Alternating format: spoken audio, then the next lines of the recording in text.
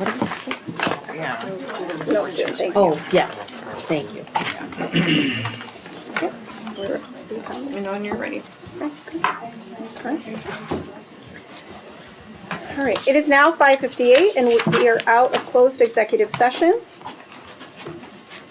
I'm going to read, because we're a little bit ahead of schedule, I'm going to read, we were supposed to have a presentation tonight and they were unable to join us with the cancellation of school, so we were going to have a special presentation, but we just still like to give a shout out to our Belvedere North High School students, along with Mr. Zimmerman and Dr. Vermillion. They were going to come back because they have an upcoming musical production that will be forthcoming, The Lightning Thief. And again, we are really proud of our students. We always enjoy having students with us to see what's going on in our schools. So we'll formally wait about 2 more minutes and then we will jump in and get started at 6 o'clock.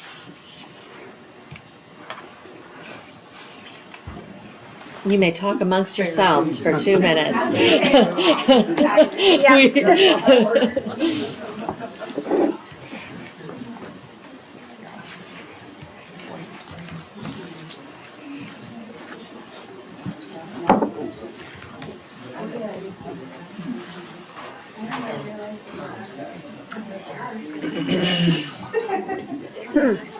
Oh, okay. Okay. Executive thing or the presentation? Or both? Very briefly. Okay. Here are the things. Okay. Yes.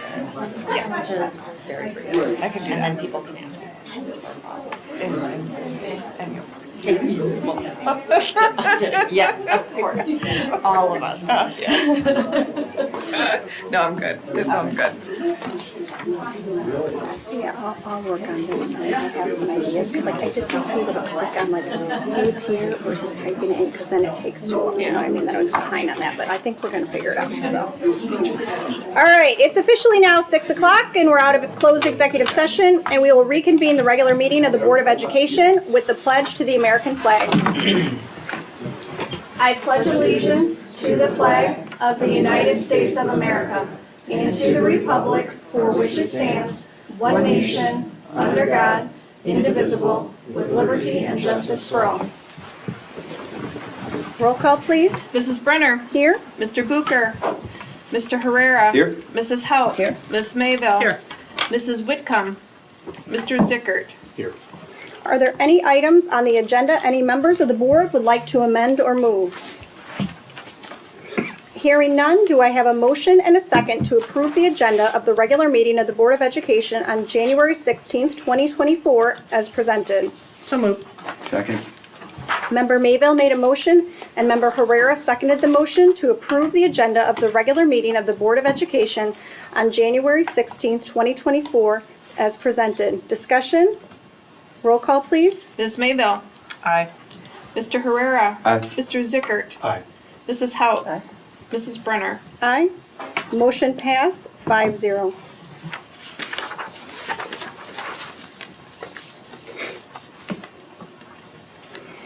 It is with deepest sorrow that the board recognizes the passing of Cynthia Connor, former teacher and administrator for District 100, who passed away on January 2nd, 2024 at the age of 78.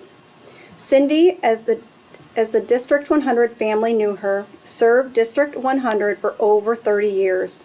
She served as a teacher at both Washington and Caledonia Elementary Schools, as well as an assistant principal at Caledonia Elementary School, and she served as a principal at both Kishwaukee and at Seth Whitman Elementary School. Cindy loved her time spent in the educational field, and she was loved by students, staff, and the community here in District 100. Our condolences on the loss of such an outstanding person and educator. At this time, we would ask that all in attendance tonight take a moment of silence in memory of Cynthia Connor.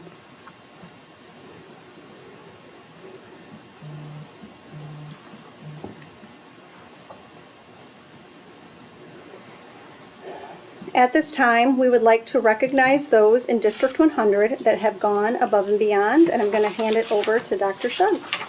All right. First, we have our Golden Apple finalists. The Golden Apple Foundation is pleased to announce the names of 20 Winnebago and Boone County teachers who will move forward in the selection process for the 2024 Golden Apple Teacher Awards. These talented 6th through 12th grade teachers were chosen by a committee of community volunteers who had the difficult task of selecting only 20 from a large group of very worthy nominees. District 100 is proud to announce 5 excellent teachers from our district. If you are here today, please come forward to be recognized. Yuri Moctezuma, Belvedere South Middle School, 6th grade social studies.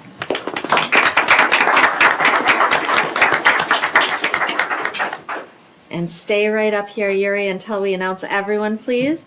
Jessica Full, Belvedere High School, Algebra and Calculus. Ariana Sanders, Belvedere High School, 10th through 12th grade social studies. Leanne Burmeister Juliano, Belvedere North High School, ELA. And Dr. Teresa Kruger, Belvedere North High School, Social Studies.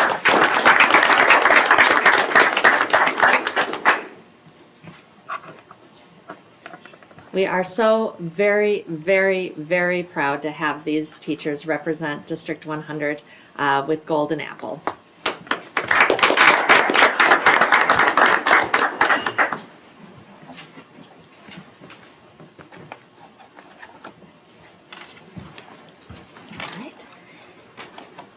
And we will now move into board shout-outs. And again, if you are here in the audience today, we're going to ask you to come up to be recognized.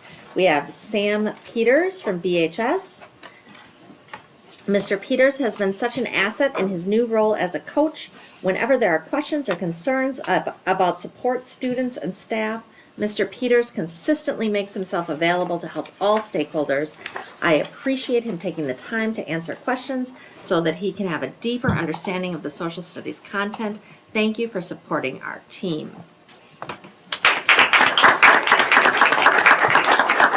Norma Garcia from North. Norma is the ultimate team player at Belvedere North.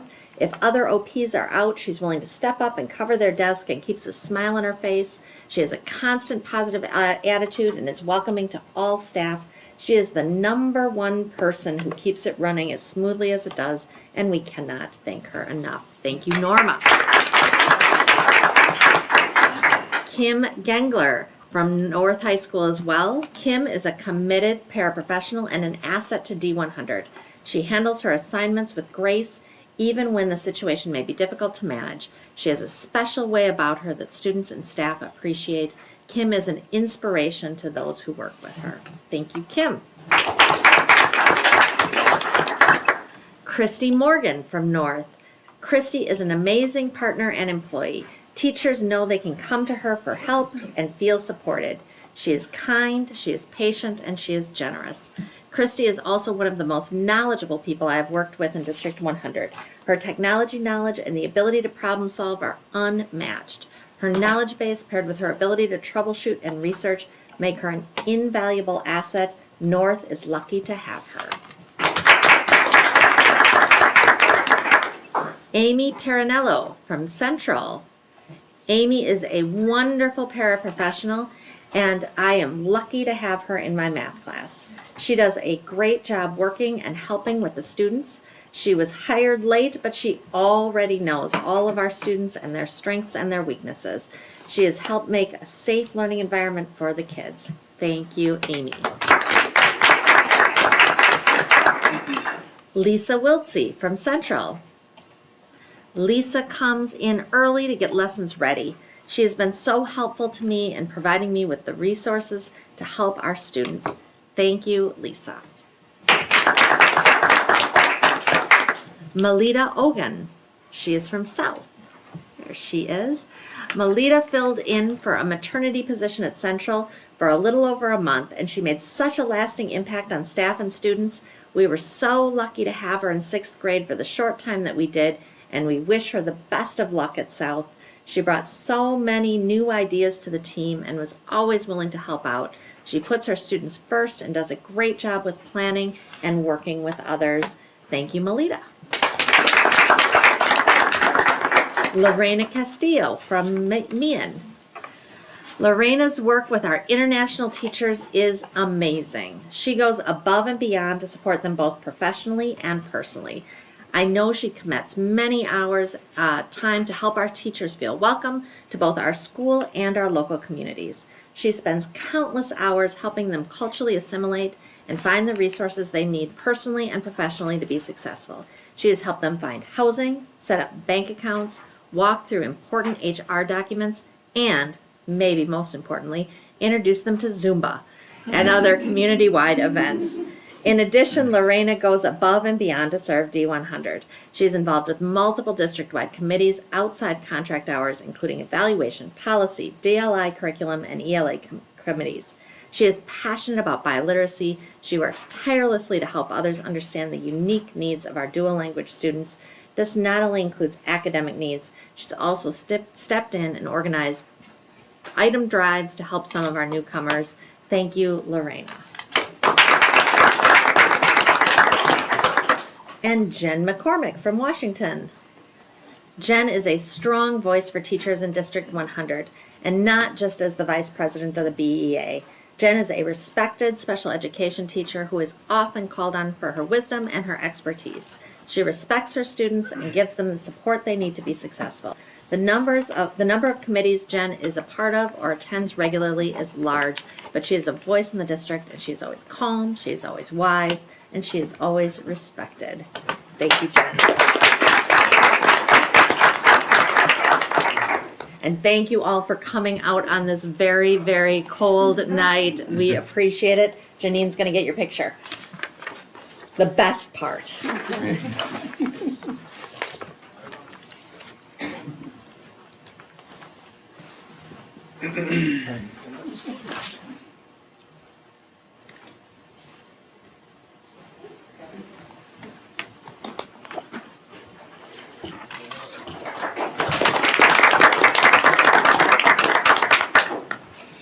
All right, at this time, I'd like to open the floor up to any board members who would like to share a positive event, activity, or any other item they've heard or seen within District 100 since our last meeting.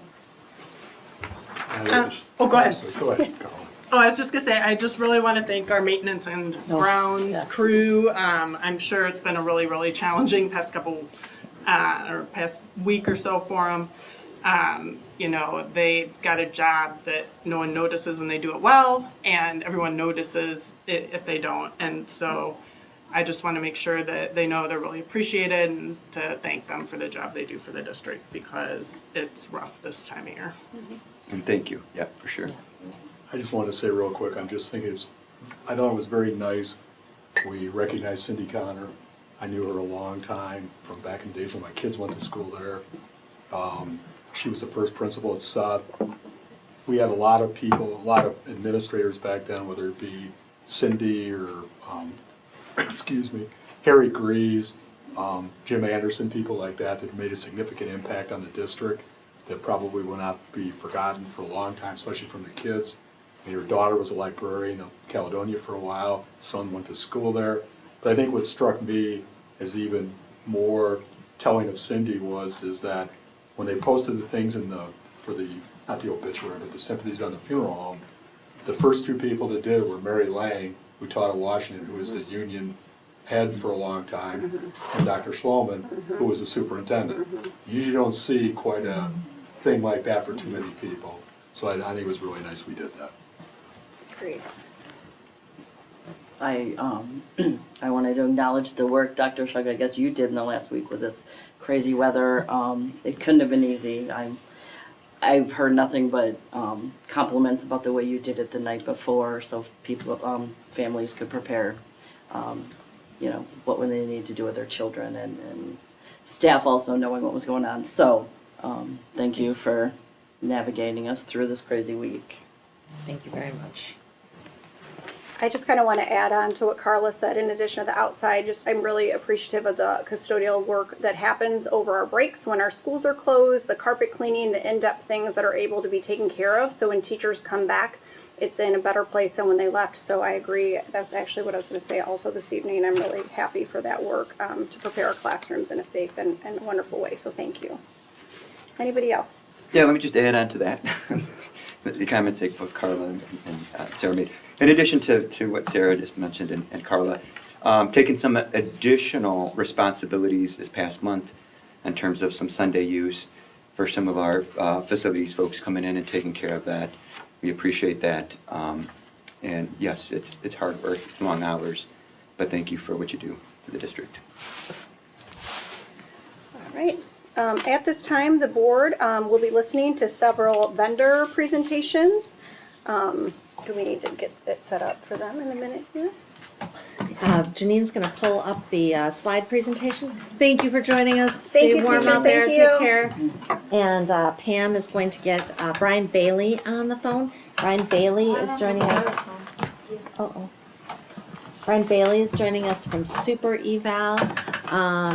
Board member Brenner had the opportunity to see Oh, this. no, Mr. Zickert. Oh, I'm sorry. Board member Zickert had the opportunity to see the Super Eval presentation at Can you undo the cord the on state both sides? convention. Oh, things coming up long.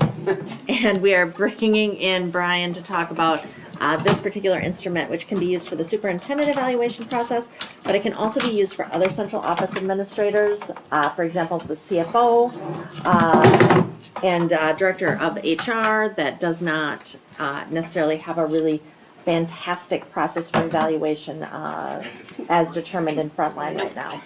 So do you want me just to call on myself? Probably have to. Try it now, see if it works. Give this number. Or do you need it? I do not. Thank you.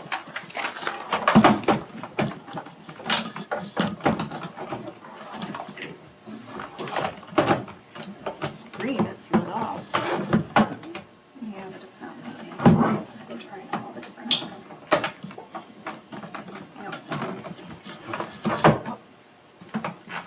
Is it working or? No, Okay. I'm just gonna. Let's pull the old rotary it's, phone out. it's lighting up, but it's not doing anything. Done that over there? Yeah, Yeah, we we- switched both sides.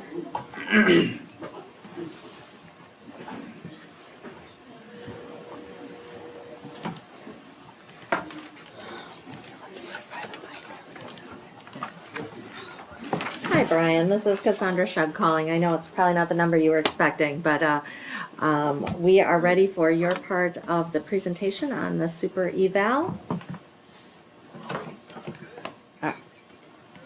Good evening, board, and anyone else who's there. I can't see.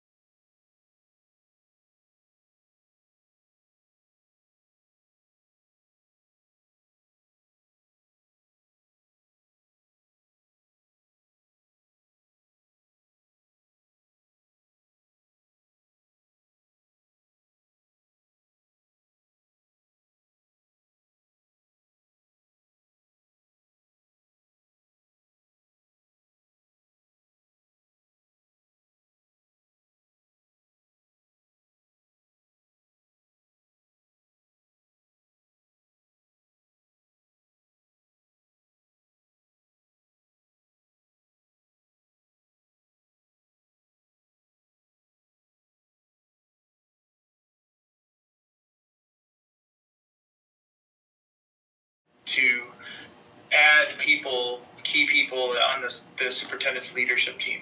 So if that is something that you want to do down the road, we have rubrics for principals, for assistant superintendents, for tech directors, school business officials, you name it. And it's the same idea that the people in those roles prepare a portfolio based on the standards for their field, and then they present what they've done throughout the year to the superintendent.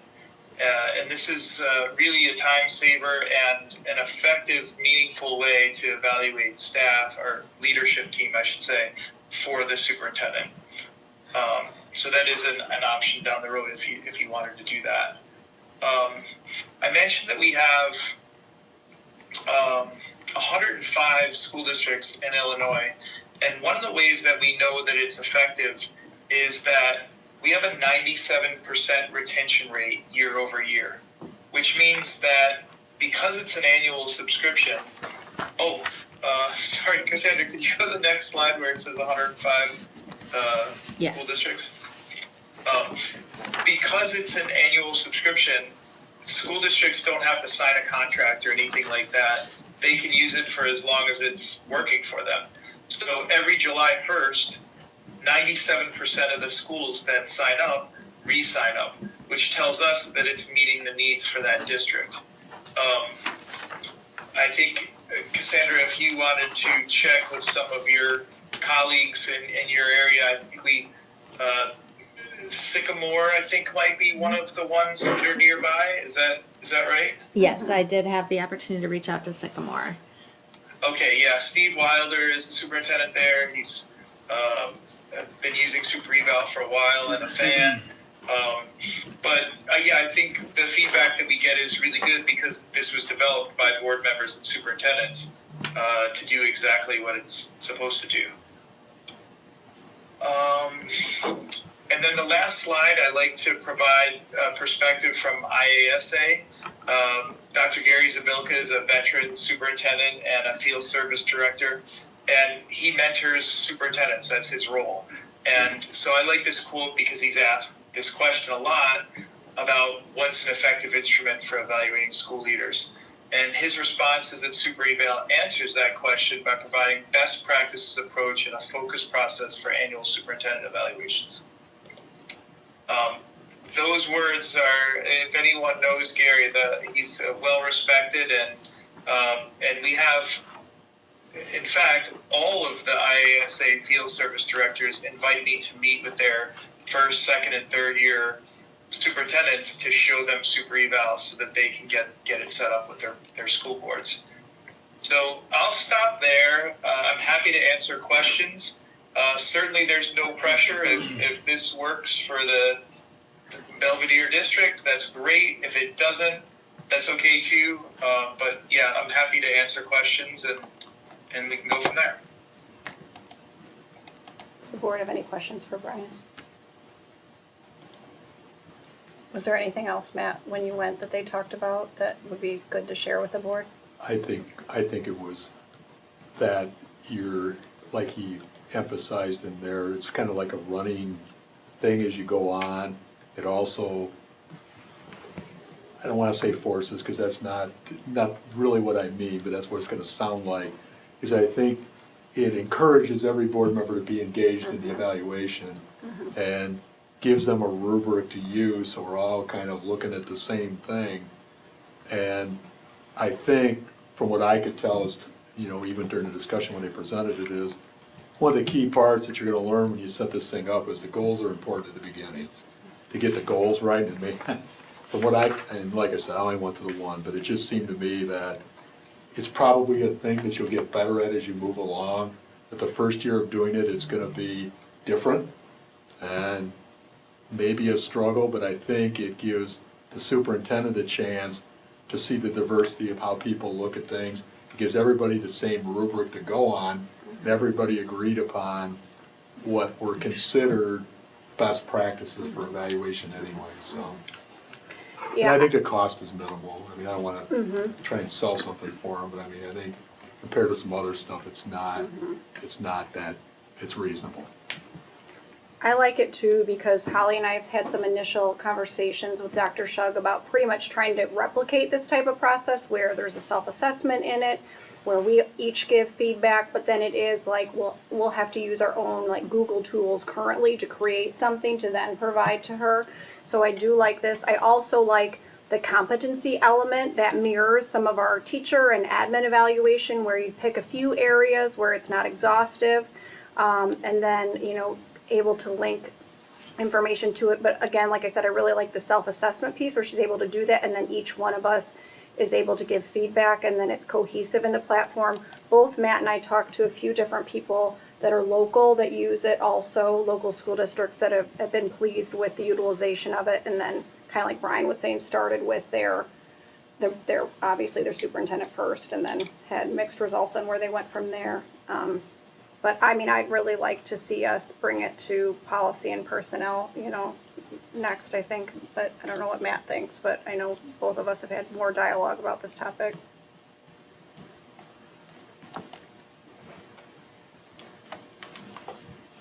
Yeah, I really like the idea. I think evaluating the superintendent, I've been on the board 10 years now, 11 years, 10.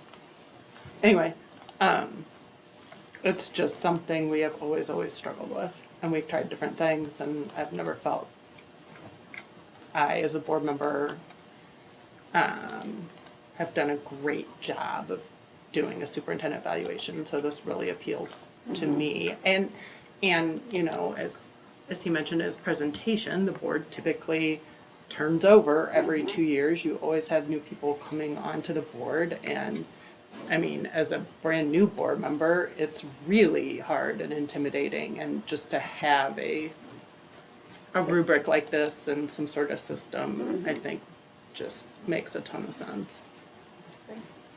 Yeah, and I would having agree the, with I'm that. Go sorry. ahead. Go ahead. Having the consistency, I think year after year would be good, because I know, you know, I've been on a long time too, and they're like, well, what happened last year?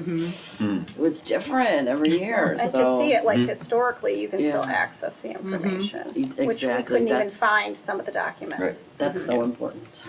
Yeah, I was just gonna piggyback on that. Just Yeah. having that Everything will retention. be archived so that you can do a drop-down menu and go back, you know, for as long as you've used it. So that information is always there for the board, and that information is always there for the superintendent to say, what did we work on last year? What did we use for evidence? What was our conversation like? And that is a really nice part. And then Brian, are we able to then determine kind of our own timelines as far as a district goes in establishing that?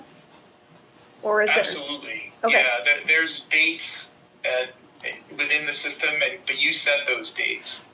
And that's just, you know, drop down menu, like, you know, when do you want to start? It is pretty common for me to see school districts. There's just such a wide variety of timing for school districts for doing things. You know, I think if it were me, I would want to have the conversation as early as possible. Sometime, you know, in June or July, what are our goals for next year? Get them put into the system and really be up and running at the beginning of the school year. And then you can set the date for the board can establish the policy. Do we want to see, you know, a mid-year evaluation? And that is built into Super Eval if you want to do it that way. Or, you know, when is the end of the year? Some I see do it as early as February, and some are in March, some wait until May, June. So, yeah, there's a wide variety of how school districts do the timing of it. But, yeah, that's all customizable by you, and it's really easy to do. Yeah, I asked that because like some things that are like more timely, for example, like when we get our data back from our IAR assessment, right? Like setting those timelines when you actually have live real data instead of just the goal of we're going to work on this and those kinds of things. So I like that we'd have ability to do that. I guess is what I was asking. Yeah, absolutely. And the fact that you're speaking that way tells me that you guys are quite a bit more advanced than some of the districts that I talk to. It sounds like you're very data driven and process oriented. even if you don't use super eval, it seems like you're pretty far ahead of the game. Any other questions for Brian? No, I think one of the advantages of it is that there's things, this apply, I mean, I saw the list of the districts, and some are small, some are middle, and some are big. Some of the ones in the rubrics to pick out of the group, the 5, besides the one we do as a board, would apply to small, but not that. I guess it's important you get to pick out of those, because, you know, just as an example, budget development and maintenance. You're a little district, you do that as a superintendent. I mean, that's your big thing. I've done that before, not as a super, but I've done it before. Where Cassandra, that may not be, maybe more Joanne's thing. Yep. To where it doesn't, it's not applicable, you don't have to do things that aren't applicable to what you do.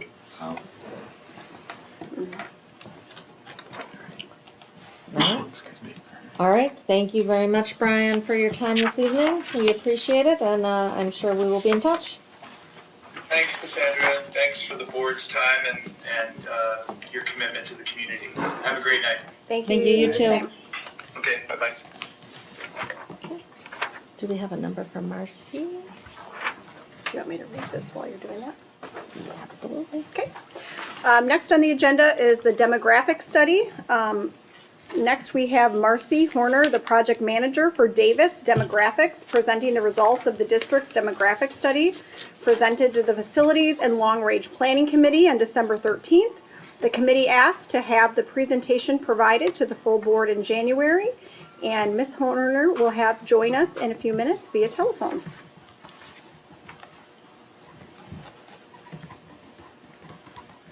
Hello, Marcy? Hi, this is Cassandra Sharp calling. Marcy, I'm going to go ahead and put you on speaker here, and you'll be presenting to our board, okay?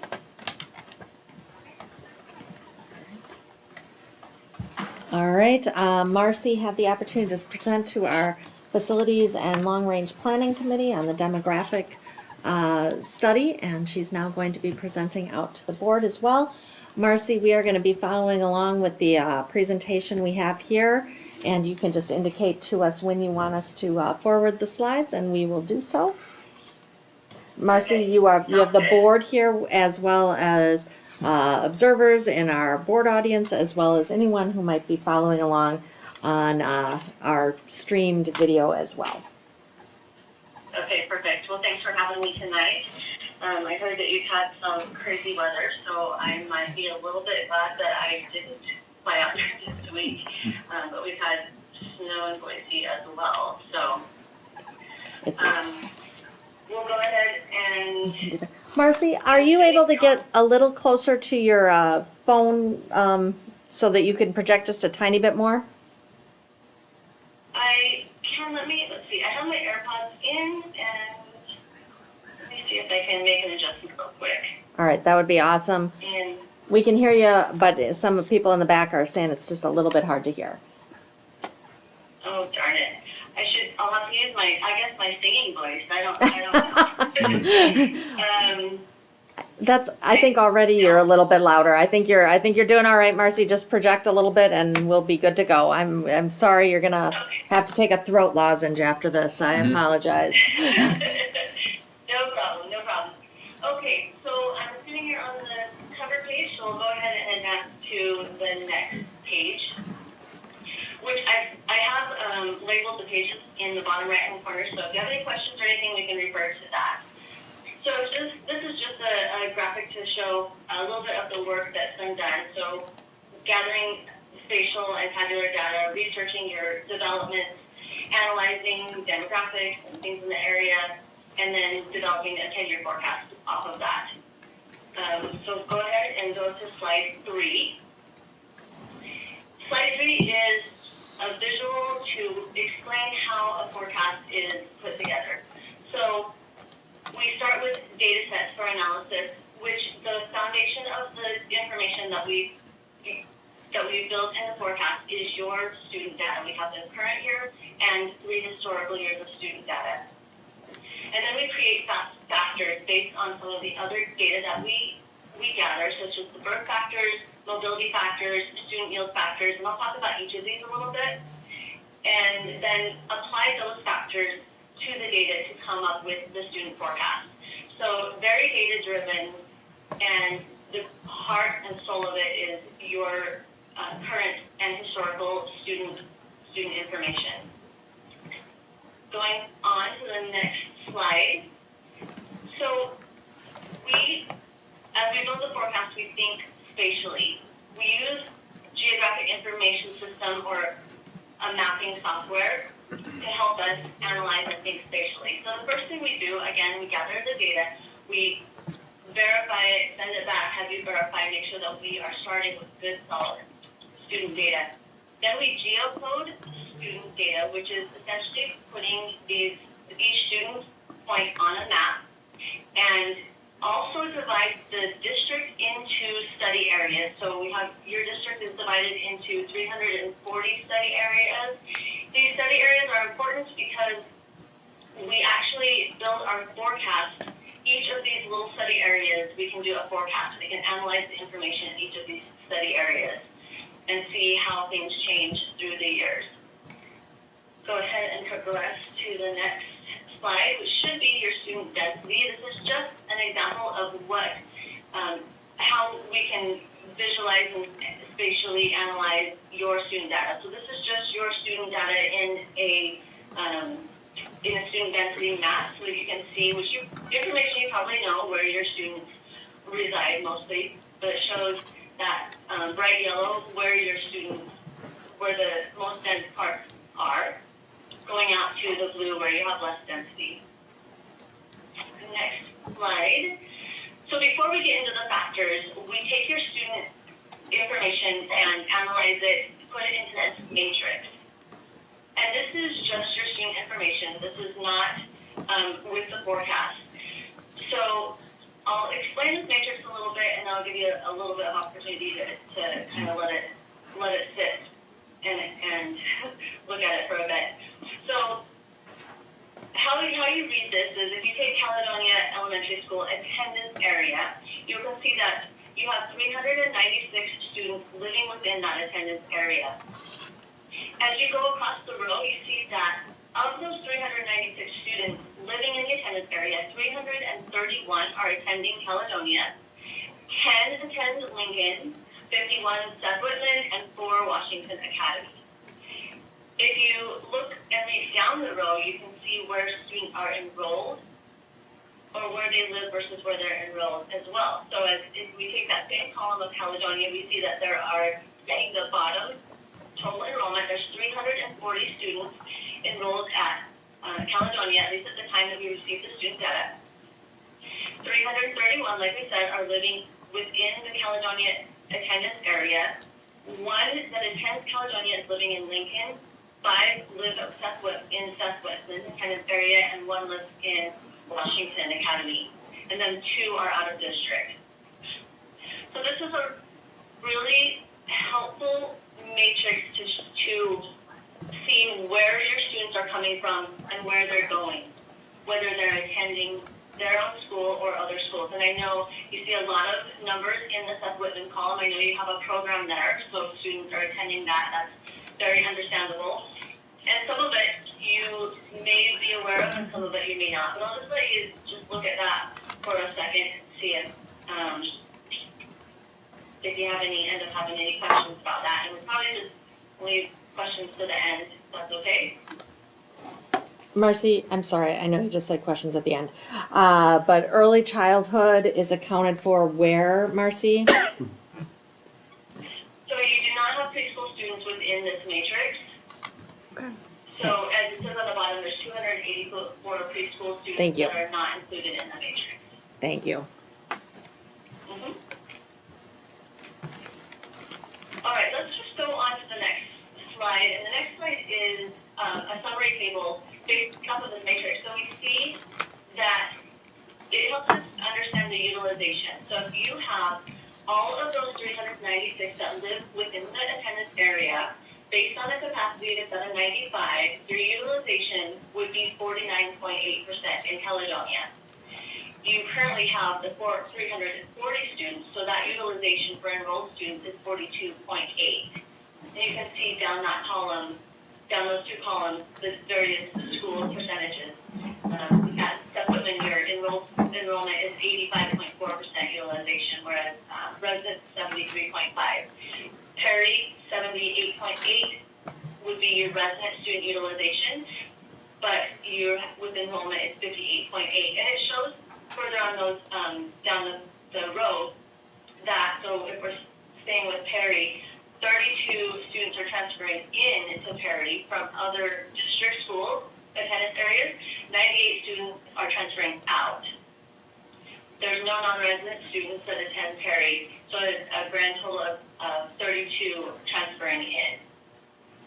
So again, this just helps you give you an idea of that utilization, and I have another graph later on in the slideshow that compares your current enrollment plus your current resident students, forecasted resident students against your capacity. So we'll look at that in a little bit. Going on to the next slide shows your middle school attendance matrix. Not much variance there, and you can go on progress to the summary table for middle school, showing your utilization, very similar in both of those columns. The next slide shows your high school, and the next slide shows that high school utilization. Again, very similar in both of those columns. So now we'll get into the factors that go into the forecast. So if you want to go to the next slide, this is a slide that shows your Boone County births. You can see that the kindergarten year 2023, so that's the current school year, that is our base year. It's the assumption that those students were born 5 years earlier in 2018. Although we know there's a couple months of a different cutoff. But you can see just looking at this that there's 500, in that year there were 512 512 babies born. The year before that there were 623. And the year after that, there were 565. So that 512 is a lower number than any of the other numbers, I think, on that chart. Go ahead and look at the next slide and the graph. This is showing the Boone County births and also just the Belvidere births, which they really mirror each other well. The dip in the 2018 births, which are students in this school year, it'll show you that you're likely having a low kindergarten year, but according to, if we follow the birth count, then we'll expect your kindergarten years to bounce back, not as high as the previous year, but they'll bounce back a little bit. Although there is a downward trend in your birth count, your birth rate, it's pretty much that way all over the country right now. Everywhere we're seeing downward trends in birth rates. But I do think that this current year of kindergarten students is an anomaly. I think it's going to bounce back a bit. And the next slide just shows you your capture rate or market share. So in the last column shows that 512 births versus 418 kindergarten students. And the black line shows that capture rate. So in the 21-22 school year, you dropped way down to 74.6% capturing, and that's a much lower percentage that you had been capturing. But it's bouncing back up. 81.6 is you captured more than you have the last 2 years. So it'll be interesting, at least I think it's interesting as we follow along the years, to see if that 81.6 is going to be a higher number, or if it'll drop back down, or if it's going to start another trend. It also shows a little bit that you could be having people moving into your district in between that birth to 5 year mark. So you're getting more kindergarten students because they're coming in younger, if that makes sense. All right, go ahead and go to the next slide. We'll talk about the second factor, which is your mobility. And what this is this is taking the 4 years of historical student data, understanding that net changes. It's basically a modified cohort analysis. So as we look at it, and if you just progress one time, we'll see a line box that says how the mobility is applied. So again, this is not by school, this is by attendance area, which is why we go all the way up to 12th grade. But what you see is this, in Caledonia, again, I'm not picking on it, it's just alphabetically the first one. We see Caledonia, as you have in that first column, kindergarten to first grade, a 1.07 mobility factor. Now, your mobility factors are all, not all, you have a lot of positive mobility factors. And this is taking into consideration your existing housing, not your new housing. So within your existing housing, what we're seeing a pattern of is that you are having students move into those existing houses. So what it tells us is if you had 100 students in kindergarten in the school year 22-23, and you apply that 1.07 factor, we'll anticipate 107 students, and this is incorrect, it should say the 23-24 school year. You'll see on the last column, the 11th to 12th grade column, a large drop. This is, a drop is pretty typical. We'll see early graduation rates, also dropout rates. So 11th to 12th grade, unless there's a really strong credit retention program in the district, we'll often see that lower rate.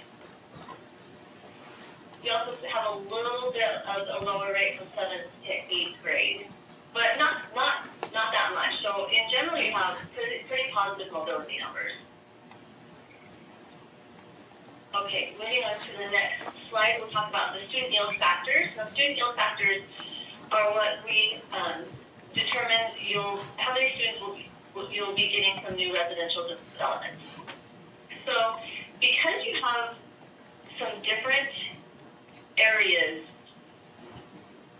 instead of just having a district student yield factor, I took the time to analyze those different areas, broke them up, because 0.69 is a lot different than 0.318.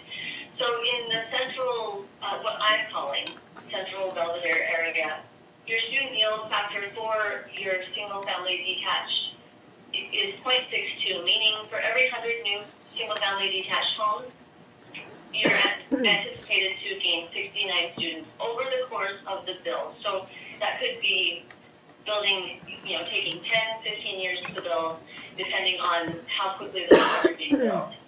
And then north of Orth, a little bit lower, they're not, a little bit lower, so 0.516, so 51, 52 students for every 100 homes. And then those large lots between State to Orth are, the student yield factor is even lesser or lower, which is to be expected with larger lots. So these student yield factors are applied to your residential development, which if you go to the next slide and progress one more, you'll see what developments we're tracking, or at least the location of the developments that we're tracking. Many of these are inactive. You do have quite a few inactive developments that are ready to come online, and I know that things might change in your area. And I think that's why it's important to be tracking and monitoring, which is what we do each year.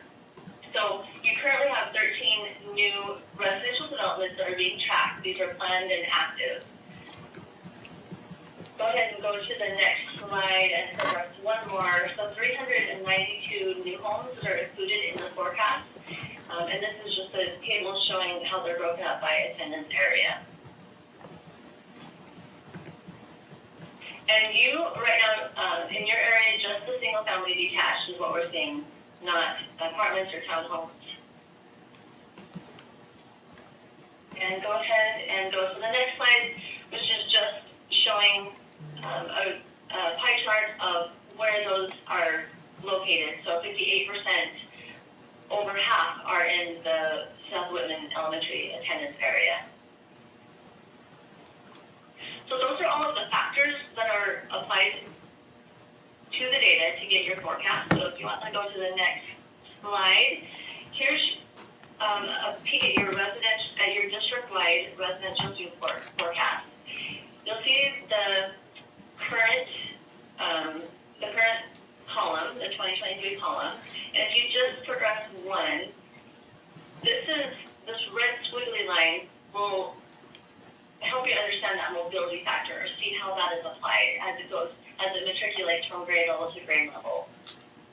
So that's how the mobility factor is applied. And one more advancement shows you just, the blue box shows you that the student yield factor and the housing development are impacting the your future year's forecast. You do have some interesting numbers here, just to point out. Not your 12th grade. We see that you dropped some students off in 12th grade, but looking at your 11th grade class currently is 695, down from the previous 3 years. But if you compare that to your kindergarten class, or even your first grade class, because we know your kindergarten class is probably a little bit lower than it's going to be next year, but you still see that there's some much smaller class sizes coming in than are leaving. So natural decline is what you're seeing, and that's largely due to to the lower birth rates that's happening. Go ahead and go to the next slide. This is so the previous slide showed you what the forecast is with your resident students, and this is just an accounting of the students that were not in the forecast, so out of district and unmatched students that the addresses did not match. Other students, adult education students, and students in a self-contained classroom. And then the bottom shows you that annual change that's expected and the total students out from 2023 to the 2033 forecast. Really, and I'll show you some graphs in the next slide, but really fairly steady, actually, for your area. And that's in large part to that incoming student growth, which, again, is from those existing homes, and then a little bit from your new residential development as well. Those are trying to counterbalance those declining birth rates, which is a challenge. You have to have a lot of residential development to counter those negative birth rates, or those declining birth rates. Go ahead and advance to the next slide, and you'll just see a graph of that PK through 12. Again, it's declining, but slightly declining, also stable. I see a lot of districts that have a lot more decline than what you're showing. And the next slide shows your PK through 5. Now, what I didn't point out is that you have for your elementary grade, you have some large numbers in first and second grade, or larger than the rest of them, relatively large in your first and second grade classes. So those are going to hang with you for the next few years. As we go through the next slide, you're going to see that bubble like a wave in the graph. So go ahead and go to your middle school on the next slide, and you see those larger class sizes hit the 28-29 school year. And then one more for high school shows you that those will hit later on in your forecast. So high school will see more of a decline before you get to an increase later on. And again, important to know, I always want to have an asterisk or just maybe a warning sign. The earlier on in the forecast, just like the weather, and the forecast is going to be a lot more accurate in the recent future years. I don't know if that's actually the right word. The farther out you get, the more we're going on trend lines, right? So when you're looking 5 years out at a forecast, those students aren't even born yet. So you really have to make sure that you're aware that we have to continue tracking all of your factors. Those birth rates especially, we're basing that on historical and a trend, but really the first 3 years of that forecast is and also, I mean, COVID happened and nobody was planning that, so you just have to be aware that based on what the information that we have now, this is what the forecast is looking like.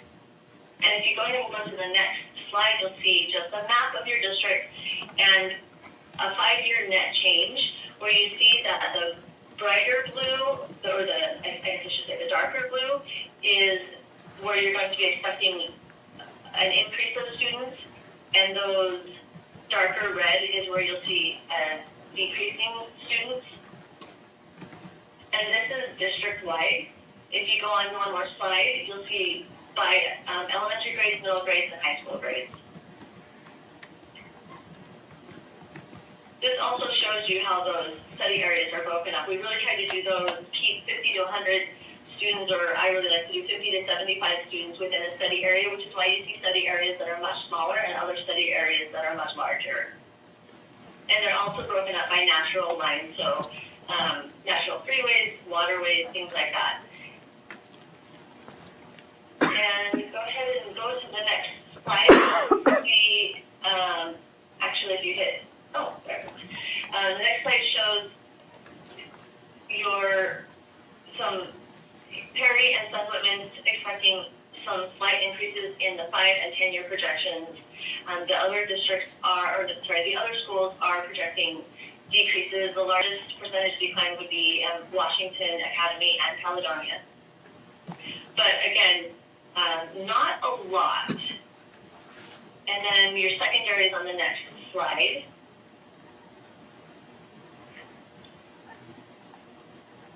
And again, you do have that bubble that's coming through. And you kind of see that in these graphs. So you have some larger class sizes that are graduating, being replaced by smaller class sizes. And then go ahead and go to your next slide. You'll see the capacity versus the forecast and your current numbers. So this is just a visualization of what your enrollment is, your 5-year forecasted resident students, along with, I said enrollment, I meant resident students. So your current resident students, your 5-year forecasted students within that capacity. So it shows you kind of where you have room, where you don't have room. And this for elementary. The next page is secondary.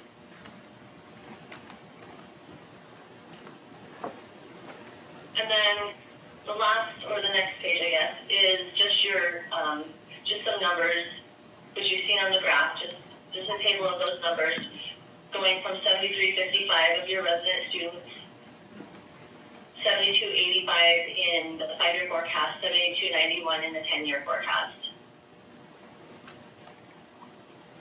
And then the next slide, if you want to just, enter or progress through those for the analysis part. The overall resident student population is expected to see a decrease of 70 students by 2028, or 1% of the district's current resident student population. Under the current conditions, it will fluctuate slightly between the 2028 to 2033 years. A downward trend in birth rates is contributing to that decline in your elementary grades, and will continue through your other grades eventually. And again, Caledonia, Lincoln, and Meehan are projected to decrease between 6 and 9%, while Perry is projected to increase 5.4% over 5 years. And lastly, both middle schools will increase in students over 5 years and then see a drop from 5 to 10 years if the conditions remain as they are. And that is the end of my slide. If you have any questions, I'm happy to answer them. I hope you were able to hear me okay through the whole. I might have forgotten to project for a while. I think you did a good job, Marcy. Thank you. Thank you. Any questions for Marcy? No, I think it was pretty comprehensive, and you can see that by 2033, I mean, I consider 70 students not a big impact. It's just kind of some stabilized growth, or I guess not growth, if you will, by that, but seems pretty stable throughout the years. And then what was helpful was understanding the capacity, which each school, both from elementary, middle school, and high school, And then the projected growth, and a couple of those schools, Perry, and then, can't remember the other one. But that's helpful to understand, it was Perry and, I guess it was just Perry. Or One important thing to note about Perry, and Renee and Teresa would be able to give more informed numbers on it, but due to its small size, it does not have any special programming and language supports. So while it may look like they would increase based off of the number of students there, many of them do attend different schools other than Perry Okay, itself. that's helpful to know, thank you. I think this report gives a good lesson too on, like she mentioned, the weather, trying to predict the weather. I mean, I said stuff 20 years ago that these numbers would have looked ridiculous the other way. I mean, we had 2,000 more kids 15 years ago in the district, and I think most people thought that was lower than it would have been when they sat down in the early 2000s. So, I mean, we have capacity now, minus Kish, I mean, that we had at that time, based on what we had then, thinking it was gonna be probably, I think if you looked at probably the demographic studies for back then, you probably predicted we had 13,000 kids in the district now. So I think it's always a word, I think she was exactly right with the weather, that take the 5 years, each 5-year increments with a grain of salt, because after that is pretty much, as she pointed out, guesswork, or trend work.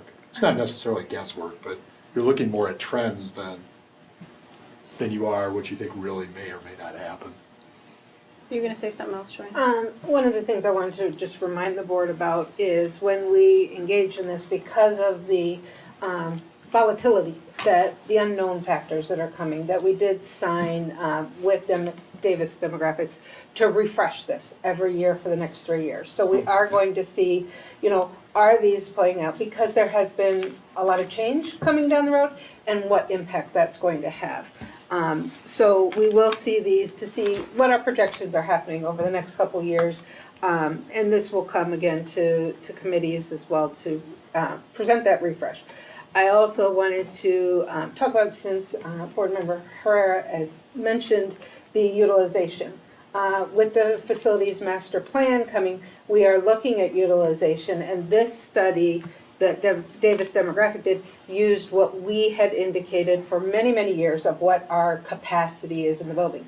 With the master plan, and part of what they're doing is looking at our programming, looking at what we have in buildings, and really reevaluating what the district wants to say a elementary school, a middle school, a high school should have, and that may impact our utilization. So you may see some of these change specifically next year once that master plan is done, and we've kind of identified as a district what we think should be and shouldn't be in our buildings and what would impact that utilization. So this study right now is using the information we have at this time, but knowing that master plan is going on and they're looking at this utilization, this may look a little differently next year when we start looking at that utilization and what's happening with the demographics really in our area. So I just wanted to kind of remind everybody of those two projects that are happening, so that when we look at this again next year,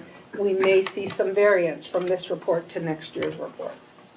Obviously, I've Absolutely. had some, Sorry, I was just gonna say, I commend you for doing both of those. That is, I can't tell you how many districts do have no idea what their capacity is. So to be doing the facility master plan at the same time, that's fabulous. And again, I am working with another district whose forecast has gone from a negative to, or definitely trending downward. I don't want to say it's not trending downward anymore, but definite differences because of the economy in our area. This is in Utah. A lot of people are moving into Utah. They're priced out of homes. So you definitely see the changes in what is happening because of what is happening in your economy or other things. So we may see some changes in your forecast because of what is going to be happening or anticipated happening in your school district area. I just had a question, Joanne. With like the facilities master plan discussions and work, has there been, I've had a few people ask me, has there been dialogue about with our expansion of early childhood housing, because like, even, that's what I was asking her with those numbers, like housing them either in and current elementary school within one common area, is that part of the dialogue or? Yes. Okay. That is definitely addressing all of the directions that the district is taking, with pre-K being a significant impact. One of the reasons pre-K is not in this was we had no historical data. Yeah, So right. with us not having an expanded program, we couldn't really build any of that backward trend to try to predict out. As we move out, we may start being able to get some of that trend over the next 2 years. And I do anticipate with us expanding that programming and getting the kids in early, that we're gonna have even higher capture rates, because kids are going to be staying with us once we get them in early. Yeah, So- it'll be interesting to see, like, geographically where a lot of our enrollment pulls from. You know, traditionally, a lot of it has been, you know, obviously where a lot of this showed, like downtown, obviously, that Yep. attended Washington previously, so that'll be interesting to see. Yeah. And that information was provided in the information, the data information that we sent. Like I just said, there's no historical to Yeah, put it in understood. context. So it'll be supplied every year when we give them the refresher data. Any further comments or questions? Just a quick question, and maybe for Marcy.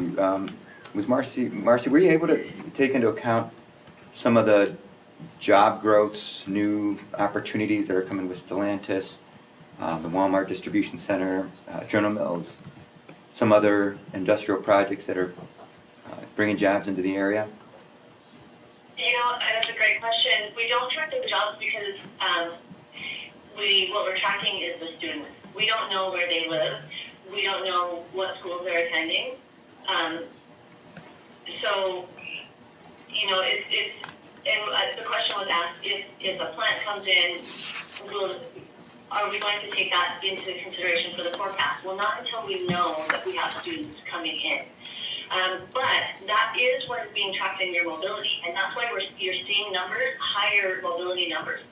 Most of the school districts I'm working with do not have all green numbers or majority of positive numbers. There are a lot of them. In fact, I would say the majority of them are negative numbers from grade level to grade level, maybe a positive here and there. But the majority of yours are all that positive, which I think is reflecting that people are moving in for various reasons. They're just not necessarily moving into a new home. Yes, I mean, they will, but not necessarily. You have a lot more people coming in to some existing homes there. So that all that stuff is being tracked in that mobility. Okay, thank you. All right. Thank you very much, Marcy. We appreciate your time. You're welcome. Thanks, everybody. Bye-bye. Have a good night. Thank you. All right, next on the agenda, board committee reports. However, due to winter break, committee schedules, and our school cancellations last Tuesday, we don't have any committee reports this month. However, we do have the first reading of policy 2:270, administering medicines to students. Does anyone have any questions or concerns regarding this policy before adding it on to the February agenda for final approval? Okay.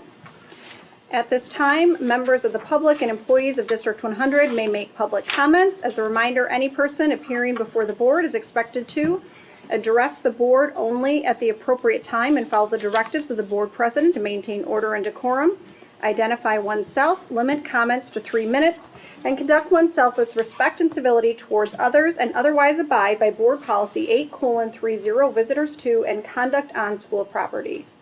Do we have anyone wishing to address the board this evening?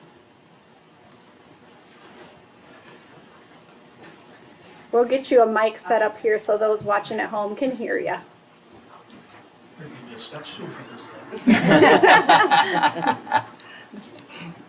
Hi, I'm Brett Daler, head custodian at Lincoln Elementary School, vice president of the VESA group.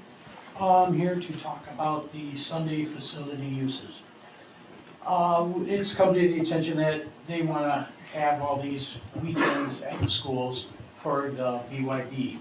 I am for BYB, my kids were in it, my grandchild was in it, but the deal is, we were told that, that they wouldn't need anybody there to help out at the school. that is a bad idea. One, there's no one to open the place, close it, make sure all the lights are on or off. Anything happens during that time, toilet plug, somebody gets cut, somebody has to clean up. There's nobody there to do that for them. That being said, they have 6 days a week they're doing custodial work up at the schools. Adding one more day on will add more stress on the custodial staff, which right now, with sicknesses and medical issues, we're kind of short, we're struggling, paying Peter to, or taking from Peter to pay Paul. We would like not to have that done, because that would just add more stress onto our situation. If you take somebody to work a Sunday, that would take them away from that week of, the Monday possibly. That would add more work on the other crew members to, fulfill that week or that day's work. So it's just adding more stress. So that's kind of where we stand. So thank you for your time. Hopefully that was helpful. Thank you, Brian. All right. Is there anyone further that would like to address the board at this time? All right, next on the agenda are our consent agenda items. Are there any items on the consent agenda any members of the board would like to take out for separate consideration? Okay, hearing none, do I have a motion and a second to approve consent agenda items 2 through 6 as presented? So moved. Second. Member Herrera made a motion and Member Mayville seconded the motion to approve consent agenda items 2 through 6 as presented. Any discussion? I would also at this time like to acknowledge the following donations: $100 from the VFW Post 1461 for Belvedere North High School Band, $250 from Poplar Grove Aviation Education Association for Belvedere North High School Corliers, $15 gift cards and $300 value from Wendell Sagendorf for Belvedere Central Middle School, and $320 from Community Foundation of Northern Illinois for Belvedere South Middle School. Roll call, please. Mr. Herrera. Aye. Ms. Mayville. Aye. Mr. Zickert. Aye. Mrs. Hout. Aye. Mrs. Brenner. Aye. Motion pass, 5-0.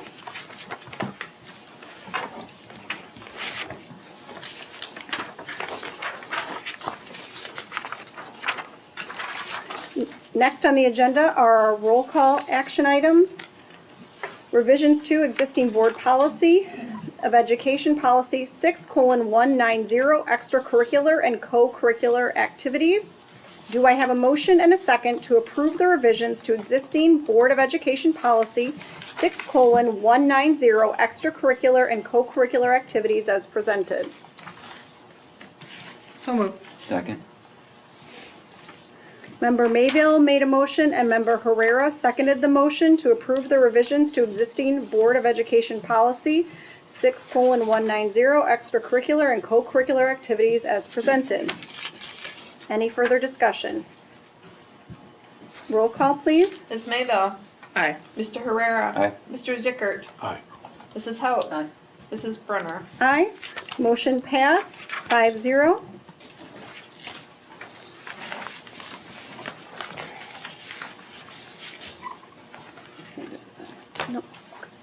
Next, we also have revisions to an additional Board of Education policy, 7:240, Code of Conduct for Participants in Extracurricular Activities. Do I have a motion and a second to approve the revisions to existing Board of Education policy, 7:240, Code of Conduct for Participants in Extracurricular Activities as presented? So moved. Second. Member Herrera made a motion and Member Hauk seconded the motion to approve the revisions to existing Board of Education policy 7:240, Code of Conduct for Participants in Extracurricular Activities as presented. Any discussion? Roll call, please. Mr. Herrera. Aye. Mrs. Hout. Aye. Mr. Zickert. Aye. Ms. Mayville. Aye. And Mrs. Brenner. Aye. Motion passed, 5-0. February Sunday facility use. Do I have a motion and a second to approve the February Sunday facility use as presented? So moved. Second. Member Hauk made a motion and Member Mayville seconded the motion to approve the February Sunday facility use as presented. Discussion? We're gonna be talking about this at business services then? Okay. For like, other than February, right? Like Yeah. longer term game plan.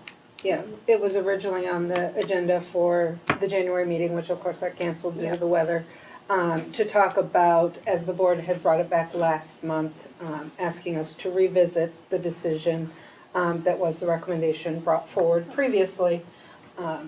The item for tonight's discussion is we had only approved, the board had only approved through January. Yep. So there's kind of up in the air of what would be happening through February at this point. So we have made every arrangement for the month of January at this point. There are 4 Sundays that have been requested through February that we would need approved before we could come to the February business services and recommendation at the board meeting in February. You know, from my point of view, I'm for people using our facilities, it's not that at all. But listening to our speaker today, I probably thought about some things I should have thought about before, so it's bad for me, and even in the past, is how are they accessing these buildings on Sunday? I mean, if our custodians don't show up, how they get in, how do they, I mean, my guess is somebody's gonna have to have a key then. Yeah. And somebody's gonna have to have a key for the lights in some of the buildings. So I mean, have we routinely been doing that, or, I don't know the answer. At this point, if they have not had custodial service or have said they didn't need it, or in fact, we were unaware that they were using it, typically it's athletic directors or the coaches that do have access to it, that are letting people into that building. And neither right nor wrong, this is what's been happening. But, you know, some of the feedback, and we heard this from the speaker, is the concern just in what we've seen in weather, and that was something that we had brought up, that, you know, with the weather that hit last Friday, there were events scheduled for Saturday, Sunday, and yesterday, Monday. Getting out there, getting them plowed, getting those, that's some of the things that we talked about in business services, that even if we don't have somebody in the building, we have to take care of that outside side. And the amount of salt and things that are coming in, leaving those on Monday mornings, those are always the issues. And, you know, I am 100% behind letting people use our buildings and getting our community in there, but that just kind of, the events of this last week have really kind of put another sight on it. Our grounds crews, and I really do appreciate everybody, you know, commenting on the work they've done. Our grounds crew is starting at 1 o'clock and 2 o'clock every morning last week just to get the buildings ready so that our staff and our students could get here. Even when we close, they're still here. And so this time of year is extremely difficult with the Sundays. I just don't, you know, when they're outside on the fields, it's really not that big of an ordeal. And we've made our facilities available 100% to BYB and to all the other agencies, but there's going to be a lot more requests coming in, and I have done some more data for the next meeting for business services to kind of get some of that data together to have a more in-depth plan. But I just do ask, you know, I said this at the first time, just please think about our staff as well. We want our buildings to be used, but this is a lot of ask on our staff for every Sunday, and this has been going on since December, sometimes November. I think from my point of view, and this is just maybe I'm the Lone Ranger on this one, is that, but I could be fine with that, is that looking at this, I think we're in a tight spot right now, is that we get letters from people who have traditionally used our facilities for a long time, a long Yep. time. How they've done it, what's gone the process, I could absolutely tell you, I don't know. I really don't know. I know they have, and I saw them come in sometimes. I guess I was naive on, or I want to say I didn't care, didn't pay attention enough maybe to how that transpired. Now, we're in January, we did it for, I don't want to say it's the bridge until February, and now we're into February, and we're kind of in the same place we were in January of, we really sympathize with a group, but we have this other group that's I mean, in my opinion, how come we didn't address this before now? I mean, if this stuff's been going on since September, addressing these problems in October, November, when you could still go out, I mean, before we get to because by the time February's over, you got one more month, and nobody's really gonna care anyway, probably. So I'm just wondering, what was the thought process for, now we're stuck between a rock and a hard place now, where we wouldn't have been 3 months ago? This Sunday use, the form that I had completed was brought to the first Business Services recommendation meeting once I had all the requests come in. And that, you know, it's not, I wasn't sitting on them, we got the requests. I don't know what they're going to request until they actually do the form. So I 100% agree, and that's, you know, bringing this in December, having that conversation is when we had the information to come in.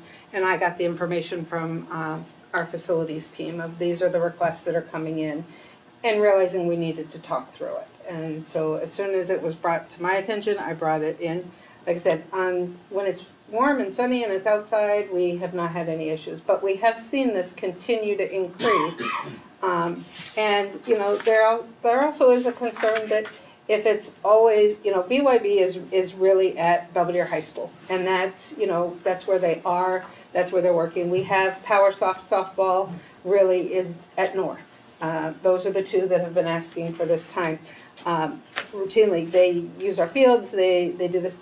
Our athletic directors usually have been able to say, you know, come on in, they're actively engaged in these organizations and they don't mind, you know, opening it up. But it's not solving the custodial issue if something were to happen and with our staff. And, you know, some of the options are, you know, to look at our staffing and do we start planning on having staff there for 7 days a week? Do we start looking at that and what is that cost? Because I can't take one of our staff members and say, okay, now you're going to be Tuesday through Sunday, because that takes away what we have for our students during Monday through Friday. So I think there's a lot of big conversations. I agree, we are in a rock and a hard place, and where do we go? I unfortunately don't have that answer for you, and you know, I know my recommendation, which is not a popular recommendation, but I am 100% going to say I empathize with our staff and the retention and, you know, keeping our staff physically able to do the work and, you know, be responsible for it and not feel like they're making it up every time. Because honestly, I think there's other groups like our soccer clubs and things that would love to be able to use these facilities as well on Sundays. And if this, I have our process coming under review with the business services team as well, trying to work out what is our language and hope to be bringing that coming back to the board as well. So is our choice basically tell everybody no or tell everybody yes? Because like, I just give you a quick example. We had Mr. Sternquist in the last time who says he's a member of BYB or has does something with them. Mm-hmm. My guess is he probably opens the doors, he probably turns the lights on, he probably does all that stuff. My guess is whoever does softball in North probably has some sort of similar type of setup like that, where in the past, they probably never have it. It probably hasn't cost us anything, you know, for either way. But I do agree, the equity versus the other groups that may want to do it, that don't have those connections, is a problem. My only problem is, in February, telling these people who've had this expectation for years and years and years, all of a sudden, no. I mean, that's my only trepidation. I mean, I 100% sympathize with those guys. Well, and Joanne and I discussed, you know, if this is a long time tradition and we want to keep our buildings available, we need to probably look at the staffing and maybe we look at something like a weekend custodian. We have a lot of events at our high schools that take place over the weekends, and maybe that's something we need to pursue if we want to continue to keep our buildings open.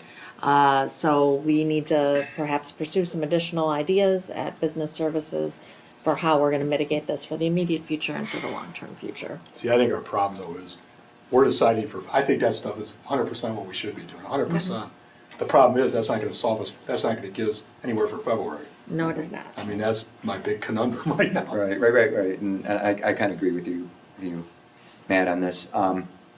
So I would encourage, you know, the board members that can attend the business services meeting to provide feedback, gather feedback we were provided feedback this afternoon from a community member that emailed this afternoon with some feedback and some suggestions. And we take that, because there's some ideas there we can possibly incorporate with perhaps recouping some costs, if we will, on that. But I do sympathize with our facilities folks, maintenance folks. I mean, I'm gonna struggle with February and getting the request approved. I mean, as much as I want to do this, I'm struggling right now to get there because it's put a stress on our folks and the cost. And this weekend was evident of what we just saw. And we're still in the dead of winter and we haven't gotten to the end of February. So, yeah, this one's, we didn't have an opportunity to meet this past month to talk about logistics and how to get through this. Which is very, very important for next February Business Services meeting to come with ideas, to come with some suggestions for a long-term maybe solution for this. But yeah. I agree. I think we're in a terrible situation currently. I see both sides of this 100%. You know, I feel like we in our role need to support our community partners, but no one should be working 7 days a week. That's not sustainable. It's not good. I don't feel good about that at all. And I also don't like, from an administrator lens, schedules being altered at a building. That creates different situations where teachers or principals are picking up trash. And I'm sorry, if my toilet breaks, we're SOL because I'm not fixing it. I don't know how, right? So like the implications of that are not good either. But I also feel like we're in a place where we need to get a better long-range plan other than just right now, because this put us in a difficult situation. Yeah, and I guess that's a lot of it is I don't understand how now, I mean, Brett, I bleed for you guys. Everyone knows that. I feel for all of our staff, but now we're in a position where, we're done. It just seems like we should have known a lot sooner. And I feel sorry for the kids that want to use our facilities and, they don't have an opportunity maybe anywhere else to be playing baseball and softball in our buildings. And they need that. They need that outlet too. And now we're just all of a sudden saying, well, no. And I feel like we are in a bad position. I don't know. I wish we would have had that meeting last week because that is what changes everything right here. And, I wish we would have had some more ideas. We did have emails today with suggestions, which I think were good, and that's why we needed that meeting so that we could kind of brainstorm this whole process and not just say, yes or no tonight. So I'm going to vote yes, because I don't feel like we've had the opportunity to let the community have their say. So we've let them do that for years, and I just don't feel like they've had the opportunity to express themselves fully yet. So that's why I'm gonna vote yes. I will say, I've done custodial work in the schools. I did that as a summer job for a long time. I know what it's like, and it's not fun. It's a really tough job, and our guys work their behinds off, to say the very least, especially in this type of weather. As I've said about stuff before, and I don't want to be a broken record on this, I'm disappointed we didn't address this earlier, but that's not going to change where we're at now. So I am going to vote yes, but I'm not going to vote yes for another month if we don't come up with a comprehensive plan.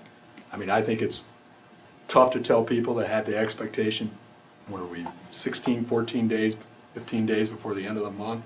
They're wondering whether you're going to have it or not, when I think we should have done this a long time ago. But like I said, that's not going to change. So I'll accept where we're at, and we'll figure it out from there. This was brought to the board a few years back. This is not the first conversation we've had about this. And I'll be completely honest and say, I don't remember a lot about the conversation that we had about it. But this has been an issue with our staff for years, because we have had this conversation before, and it was enough long ago. It was easily 4, 5, 6 years ago, I'm sure. So I am super unhappy about the fact that our staff has apparently been burdened with this for years. I mean, this isn't a new thing. Well, even if it's like the ADs letting people in, like that's Yeah. not okay either. No, Like, it's not I mean, okay. they It's shouldn't not. be doing that on the weekend all the time. No. So yeah, I guess I'll vote for one more month, but I'm right there with Matt in that unless there's a solid plan to take the burden off of our staff, presented in February, like I think our community partners need to know that, I mean, kind of taking the temperature of the room here, there's a real strong possibility that they might need to find a new place. You know, I'd like to, if we're gonna pull this rug out from under them, I would like to give them as much notice as possible, and I think they should be on notice right now that that is a significant possibility, at least taking the temperature here, of the room. So I guess I'll approve this tonight. I'm a big fan of BYB, my daughter played. It is hard for these teams to find places to practice. It is super hard. Ugh. There's just staffing realities, and then there's the financial lens. So you're either paying people overtime or then we're having to get more positions because again, I strongly believe people shouldn't be working that much. And then that's an additional cost too. I don't know. I do think we need to examine, and I do think it's a valid point, is that we've let this stuff go on for years, and people have known it's gone on for years. This isn't any big secret, as Ms. Mayville pointed out. But I think we need to decide what we want to do going forward, along with unburdening them of their responsibility to having to do this. Because I'm not going to vote again on this forward if we don't do that by the next time. Is that who has keys, who's letting people in, who's turning the lights on, who's responsible, I mean, who's the point person, and stuff like that. Because I suspect, maybe wrongly so, that not every school employee's up here all the time. I mean, I know sometimes in the ADs it probably is, but I'm guessing that may not always be the case. And we may have known that in the past and didn't care. I don't know. I just think if we're gonna address it, we might as well address it as a whole, not in piecemeal. Hopefully we'll come up with something good. Okay, go ahead. No, just gonna say, just even more important to, have as many board members at the Business Services meeting in February to talk about this and get feedback. Because I can get behind this tonight, but again, I share the sentiments as Carla and Matt, I'm not sure I'm gonna be able to get behind it without a solid plan to come, during our Business Services meeting and going forward. I mean, we kind of need to get this figured out, so that's kind of where I stand on this. Okay, anything further? All right, roll call please. Mrs. Hauk. Aye. Ms. Mayville. Aye. Mr. Zickert. Aye. Mr. Herrera. Aye. Mrs. Brenner. Aye. Motion passed 5-0. The following items have been added for discussion or will be coming up for further review and or possible action in the future. Background information has been provided and the board may ask questions and or request clarification at this time. At this time, I will turn it over to Dr. Johnson to give us an update in relation to Illinois report card. Sounds good. I was able to put a bunch of attachments in there specifically today, but Illinois Report Card is released on an annual basis. It is a portal in which it shows how schools, districts, and the state are progressing on a wide range of goals. So again, each year we get that information. It's usually right around Halloween, and then we bring that information to our board committee to take a look at in November and or December to talk through. So was able to attach a Illinois report card review, which we did go through with the board educational services committee prior to winter break. And there's multiple slides in there that go over a variety of things from academics to attendance and so forth. once we receive that information, we work with school-based teams as well as district-level committees to go through it, to analyze our celebrations, to take a look at areas of need. And some of that is highlighted within that review, specifically slides 16 and 17. So some of our positive takeaways when we reviewed the data is that our scores on IAR for ELA and math had increased. Our scores for SAT and ELA had increased. Our percentage of ninth grade students on track to graduate had increased, which is in direct correlation then to our graduation rate over time.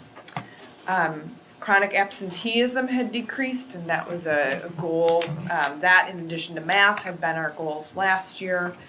So it was positive to see that. And then our dropout rates had also decreased.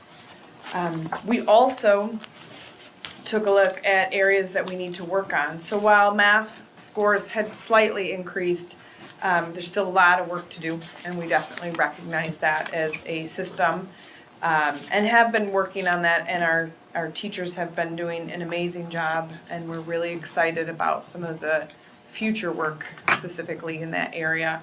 And just a shout out to a lot of our teachers because they've been a part of those committees and have been that strong voice for future math improvement. But definitely an area that we recognize we're not where we want to be right now. In addition to that, it does show some data of growth, so that's student year over year on these particular assessments. And our growth is not yet where we want it to be either. So we're analyzing some of those data points. And then definitely another area to work on is just some of our subgroup discrepancies with our students, and just listed a few different areas where there's definitely a discrepancy between all, and then it could be low income students, it could be by ethnicity, race, so forth. Definitely some gaps that we want to work on closing. So some of the things that we do when we get this information is we had identified last year some of our benchmark districts that are comparable to our population. That's been really helpful because sometimes state average is difficult because you're including the entire state. And so we were able to kind of take a look at that versus our benchmark districts and highlight some areas that we've closed some of our gaps, and some areas, math being one of them, that we still have some work to do. We also were able to take a look at our strategic plan. So if we take a look at this, when we were doing the strategic plan last winter and spring was when these students were taking a lot of these assessments. So and we talked about this a little bit at Board Ed Services too, is our strategic plan, which I linked in a couple docs in there, is designed to begin to address some of the gaps in math, the gaps in some of our subgroups, our behavioral learning environments with Goal 2 specifically. So that's what we look at is that alignment as well, is the report card saying something vastly different than what we're planning the next 5 years to work on. And the report card very much reflected what our strategic planning committee had looked at and identified. So while there's a lot of work to do, it's comforting to know that we identified the work last spring, and it is matching our data from last spring. And then the last piece that I linked in, which Dr. Shug will, I'm kind of stealing her thunder here, this is later on in the meeting, is just her strategic plan updates. But specifically on slides 2, 3, and 4 of that presentation, you can look more specifically at some of our efforts that are matching our deficits in the Illinois report card. So what are our subgroup work? You can look at our special education audit, some of our EL dual language evaluation work, our ELA and math action planning committees. Slide 3 on that particular one goes through specific math work that is happening, that a lot of our teachers have really paved the way and taken a lot of pride and ownership of some of that work, and we're just beginning. This is year 1 of 5 of a strategic plan.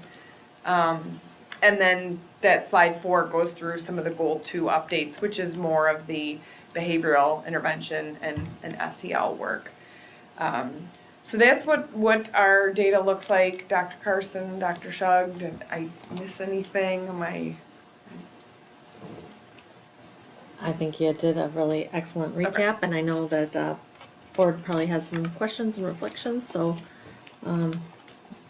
Well, first of all, I mean, I'm the one that wanted this on this month, because I thought we should have spent more time with it last month. Over the last several years, I've made no secret, before I ever got on the board, I'd be the only one here talking about test scores, talking about achievement, stuff like that. I was alone, which is fine, I'm not complaining about that. I'm just disappointed that I think this is one of the most important things we do as a district, and I don't think it just gets the attention it should. Because if I wouldn't have brought it up this month, we wouldn't even be talking about it today. I think in the report card part, some of the things we need to understand is, I do agree I can't be the bearer of bad news all the time. I think people think I just, like to spout off on things that I'm mad at or whatever, but just as an example, on one of the examples is in ELA in 11th grade, we did improve. We went up 0.3%. The rest of the state improved over 3. And we're still 4% below we were 2 years before that. 2021 was quite a bit better than 2023, like quite a few percentage points. I looked at an analysis of from 2010 until now, not counting 2020, because it was a COVID year, we don't have data on that. You look at what the percentages are, and I know we've changed testing instruments, I get that. Some were harder than others, I totally understand that. But everybody in the state took the same thing. Everybody in the state takes the same test. The number of percentages we were compared to the state average then and now is significantly different. For example, in 2010, in 3rd grade in reading, we were 2.2 above the state average. This year, we're 14.6 below for grades 3 through 8 as a conglomerate. I didn't see the 3rd and 7th grade data, so I can't speak to it. And I am picking out some of the worst ones, so I'll be the first to admit that. Was 21 when we had like some kids not with us, right? So like we had less kids test overall, right? Compared Correct. to how many are testing currently. So that, that's a factor, The right? virtual in students the could have numerics come in in relation to to that. test. Mhm. Yep. And I agree, those COVID years are an anomaly, but some of the years, right now, the COVID years look better than the years after. So, and I'll just give another example. In math, for example, take 11th grade math, which I know we've had issues with math.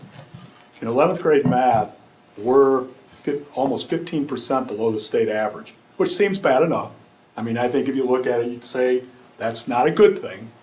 But if you look at the raw score of it, we have 12.5% of our kids meeting or exceeding in math in 11th grade. That's 1 out of 8 students. The rest of the state has 27, which is better than 1 out of 4, which isn't great either. And I've always been an advocate that the scores are what they are. We can't change it. As much as I'd like to wave a magic wand and make it better, not gonna happen. But what I wanna see is what we're substantively gonna do, what the analysis was of why we're there, and what we're gonna do to make it better in the future, and how we're gonna benchmark that. So, going forward, we need to substantively improve. Like, I'm going on stuff from before, but in math is the one particularly troubling to me, because we did a math study a few years ago in elementary. Spent a whole year doing that. And we were gonna do middle school the year after, which I don't think we ever did. We did. We did, I don't know if we did or not. But what I'd like to see is, after doing all that, what are the definitive things we did differently than we weren't doing before, and how did it go? What kind of progress did we see? That's what I would like to look at. I'll be candid with you. I think the easiest thing is to say, our teachers aren't teaching as good anymore. I absolutely 100% don't believe that for a second. I think they're every bit as good as they ever were when our scores were really good as they are when they're not now. But I do think it may be a curricular issue. And until we look at that and look at what we're teaching in the curriculum versus matching it up to what they're having to be tested on, that may be, it may not be it, but it may be. I just think that's what I'd like to see, so. I think we've made some significant efforts to, I mean, I can at least speak to elementary previously, to Matt's question about having some pieces that were required, that were done curricularly at a systematic fashion across the district. I also think what's difficult, every year we look at this data, is the target moves every single year. Additionally, some of the prior data, 18, 19, 20, 21, who we have in seats is different. The kids are coming to us, there's higher levels of low income, higher levels of EL kiddos, more, like some of those factors have changed too. So we also need to be cognizant of that we're not always measuring the exact same piece. No, and that's why when I talk about this stuff, I don't measure raw scores. I'm not saying we did, our score on IRA was this year or that next year. What I'm doing is, I'm comparing this to the rest of the state, because the rest of the state is doing exactly the same thing we are. And if we think the rest of the state hasn't, I think we'd be an anomaly if we thought of ourselves as being an island, that all these things happen to us, but don't happen to anywhere of the other hundreds of thousands of kids in the rest of the state. Whether they be in Peoria, East St. Louis, Chicago, the suburbs in the city. The suburban, we can't compare to Glenbard and New Trier. I totally understand that. But I think we should also be a little different than Rockford or East St. Louis and places in Peoria too. So I think that's why they do a state average, is everybody grouped as one. And compared to the state, we can do better. And like I said, I'm not complaining about the scores. I just think we ought to pay more attention to analysis of why we got the scores we did, and now I'll learn how to speak, I apologize, what we can do differently to make them better. That's the two most important things. Figuring out what went wrong and how we're gonna fix it. And I appreciate that feedback, Matt, I really do. And I know and we will talk a little bit more about that, I think, when we talk about the strategic plan. I would just say, part of the work that we're doing in identifying those benchmark districts is exactly to your point. So we're always comparing ourselves to the districts that look most like us in the state. And what I would like to see us do is lead those benchmark districts. We are not leading those benchmark districts right now. And if we can move up through those benchmark districts so that we are the leader, I think we are comparing ourselves very fairly to districts that look like us. We can utilize strategies from those districts right now who are outperforming us, and I think we can get a whole lot better. And I think we've got a great team working on that data analysis and working on implementation of our strategies that are going to help us get us there. So I appreciate that feedback, Matt. I think we also need to be cognizant that most of our schools are not in a status year, and I think that's something to celebrate, irregardless if we're at the benchmark we want to be at or not. We only have 2 that are targeted. None of the rest are in status, nor do they require the state to intervene, for us as the board to intervene. So although, yes, we can improve, that is noteworthy. I think what we need to do is for the targeted schools and others, how do we target absenteeism, some of those things that we might have a little more easy control to move the needle to keep us out of status. I think that's really important to look at too when we continue to analyze some of the data forthcoming.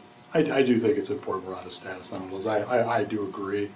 But what I disagree with to some extent is most people don't understand what it takes to get out of status.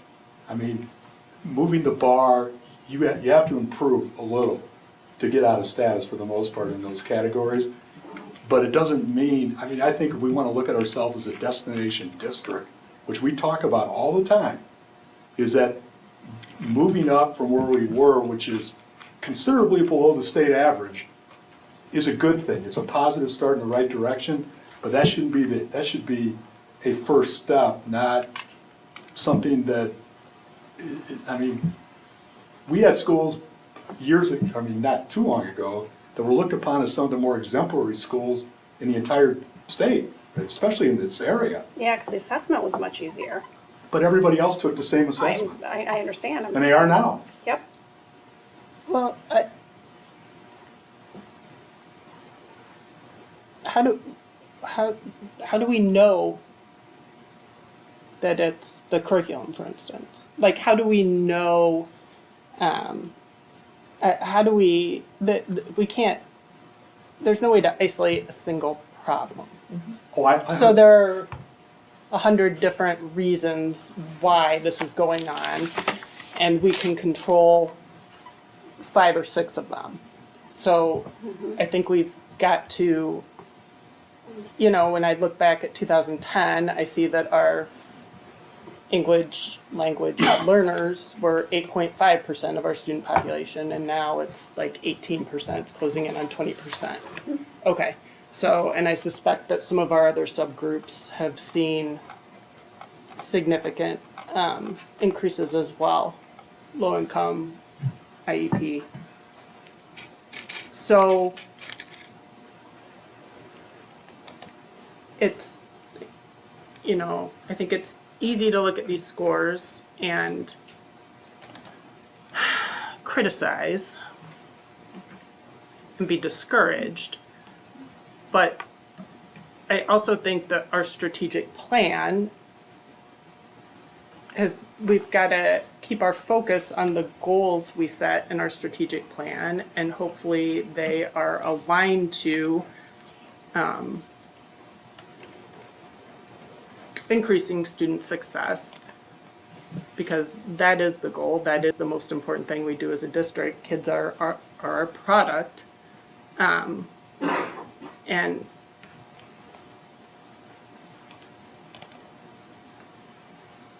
I'm not sure I understand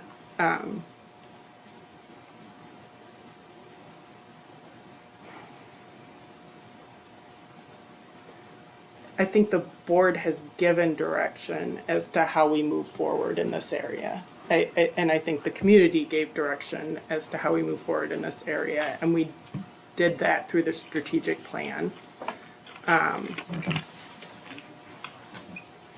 We hired a new superintendent a year and a half ago.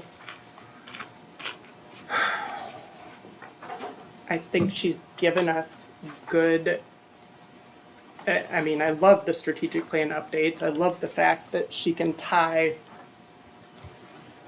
what the district is doing to specific measurable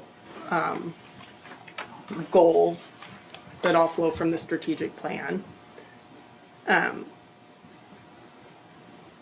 We can all do better. As a board, we can do better. I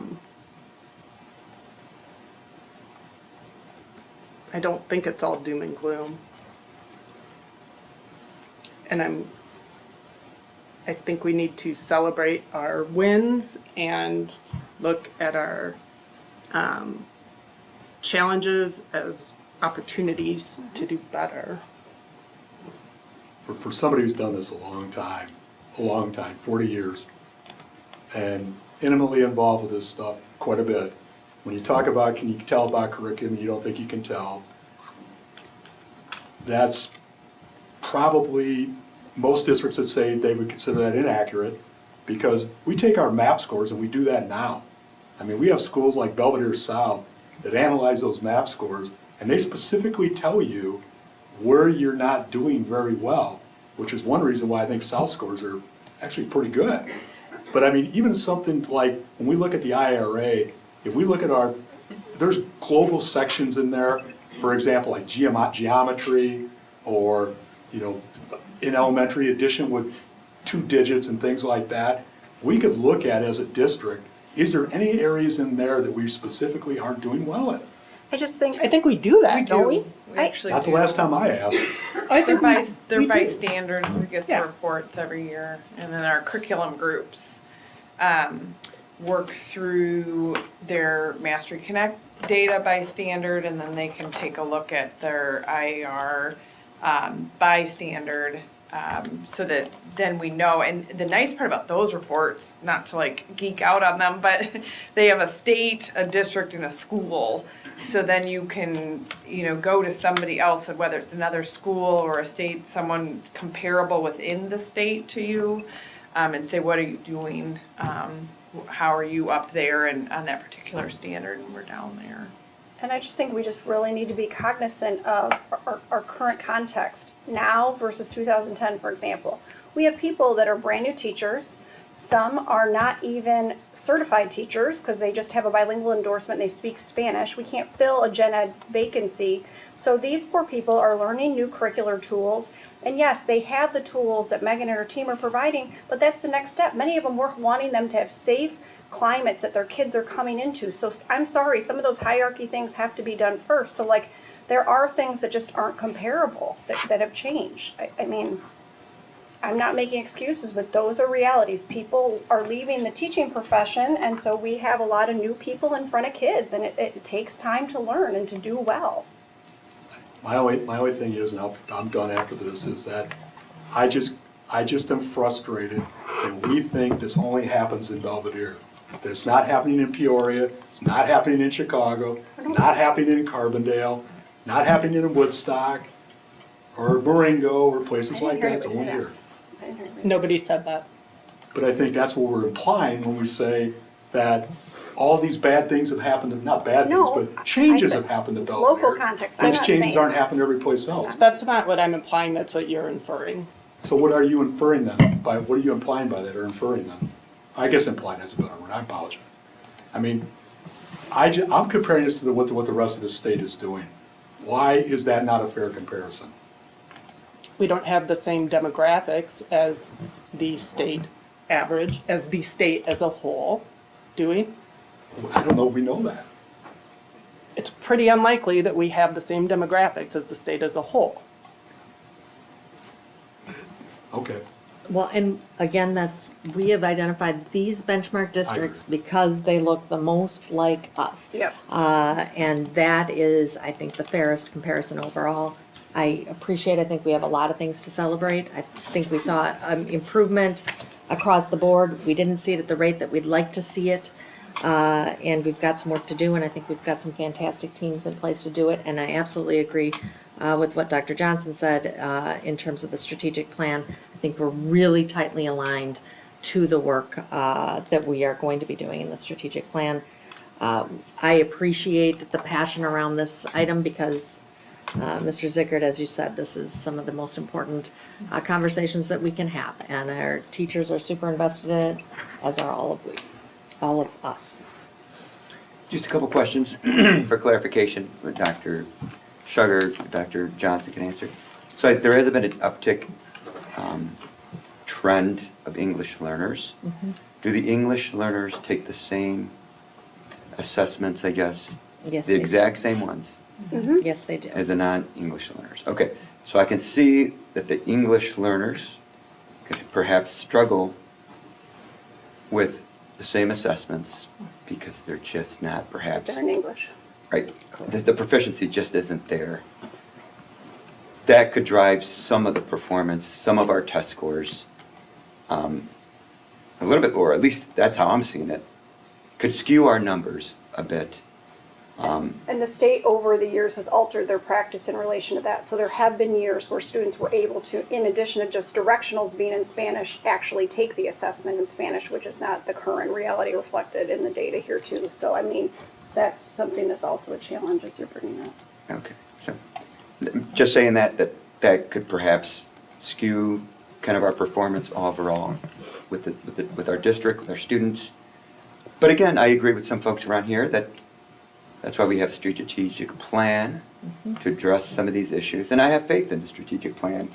The feedback, both from the community, administrators, staff, on the direction and what we need to tackle and take these challenges as opportunities, as Carla mentioned before. And just to that point, I would mention just one more thing, and I know we're looking to move on from this, but in terms of our data, our former EL students, so our students who came in as English learners and have come through our programming, are some of our highest performing students in the district. They really lead the way in terms of their performance compared to the state average. So I think that's a real celebration of some of the work we do in our dual language programming here in this district. That comes out of our summative data, so we can see it at the high schools. So if they're in through the whole program, a lot of our former ELs have been really shining. The other thing too is that a lot of our schools, the hard part with some of this data is that it shows if they're meeting or exceeding. Whereas the schools get the data of the kids that are like approaching.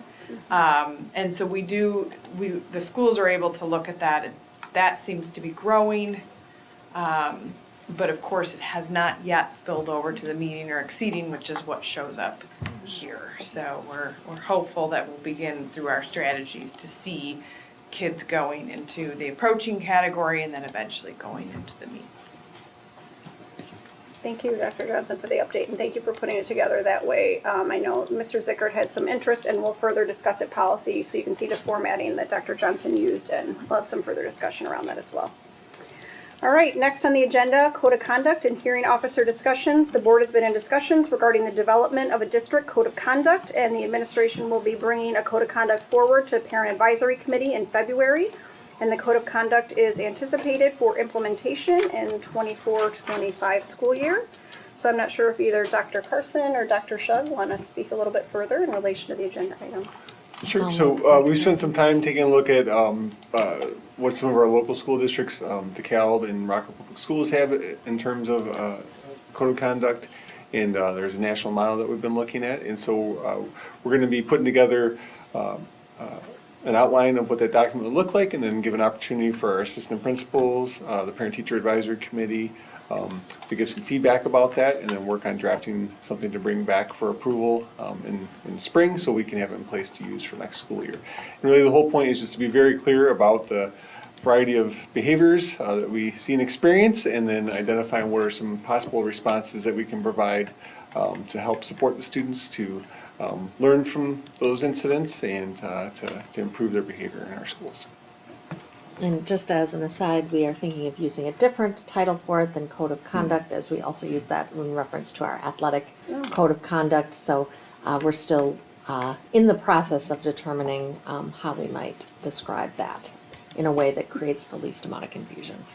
And would the intent be, Dr. Carson, that there would be one for EC12, or would there be a more primary versus It secondary? would be differentiated by level, Okay. given the difference of what it looks like for a kindergartner versus a 12th grader, right? To engage in something that's titled the same, certainly very different context and different response we should provide.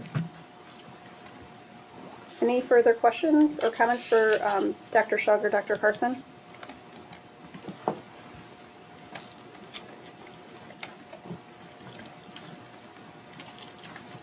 And then anything about expulsion hearing officer or those further discussions? I'm not sure if you want to give any other updates or thought in that topic. The board has talked to some, after we heard from the attorneys on our discussion about Senate Bill 100, about the possibility of utilizing a hearing officer. So I did put together some information here about what that might look like, what the role of a hearing officer is. A hearing officer essentially hears the case and then makes a recommendation to the board regarding action that would take place. The board then takes action at the next board meeting in closed session regarding what it is that the hearing officer has put together. There are some real nice pros to having a hearing officer. It can be done relatively inexpensively by employing, for example, a retired administrator as opposed to an attorney. You don't need to necessarily employ an attorney to do that. And in fact, a former administrator probably has a better working knowledge of school behaviors and consistency on that part. Having a hearing officer really helps to ensure impartiality and consistency in terms of decision-making around those. It also helps in terms of scheduling. All of that being said, we have a relatively small number of expulsions that we hear in the district.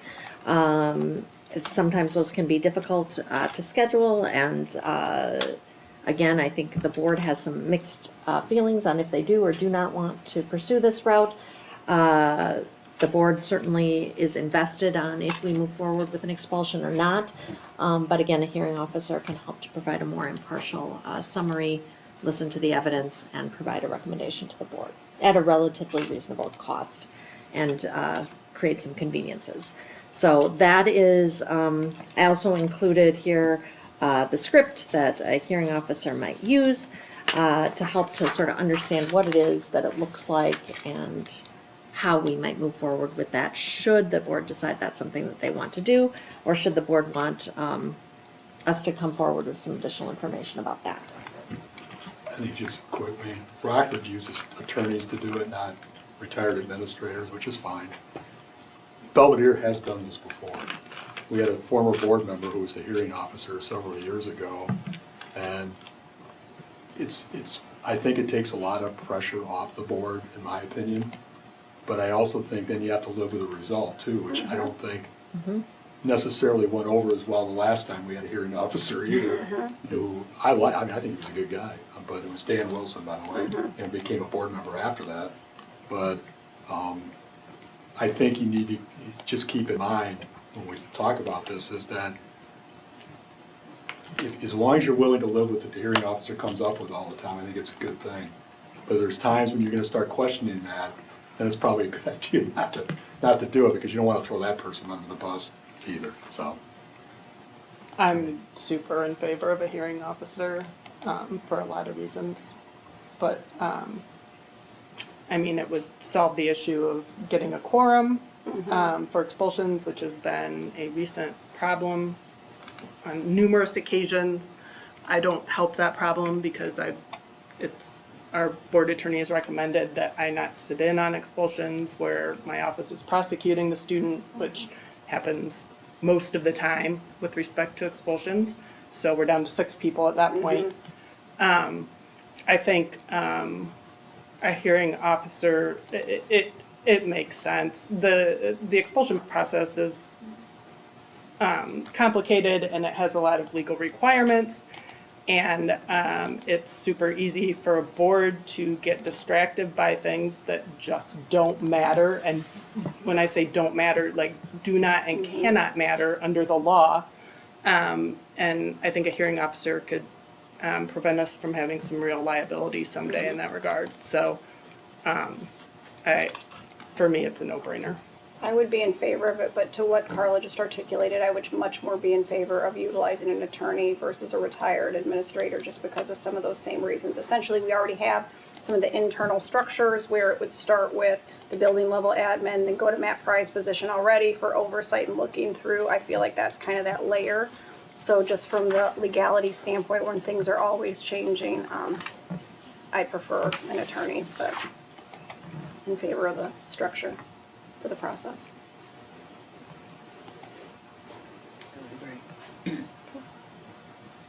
Anything for him? I think it would be helpful having a hearing officer. I'm still trying to think through my head whether it makes a difference to have an attorney or administrator. Definitely somebody knowledgeable with the process, if you will. I think administrators have a good understanding of that, for sure. Attorneys, depending on which law firm we utilize for that. So either way, yes, I'm on board with trying out the hearing officer. I just don't know which, at this point, if it makes sense for an administrator, retired administrator, or an attorney to do the hearing itself. So.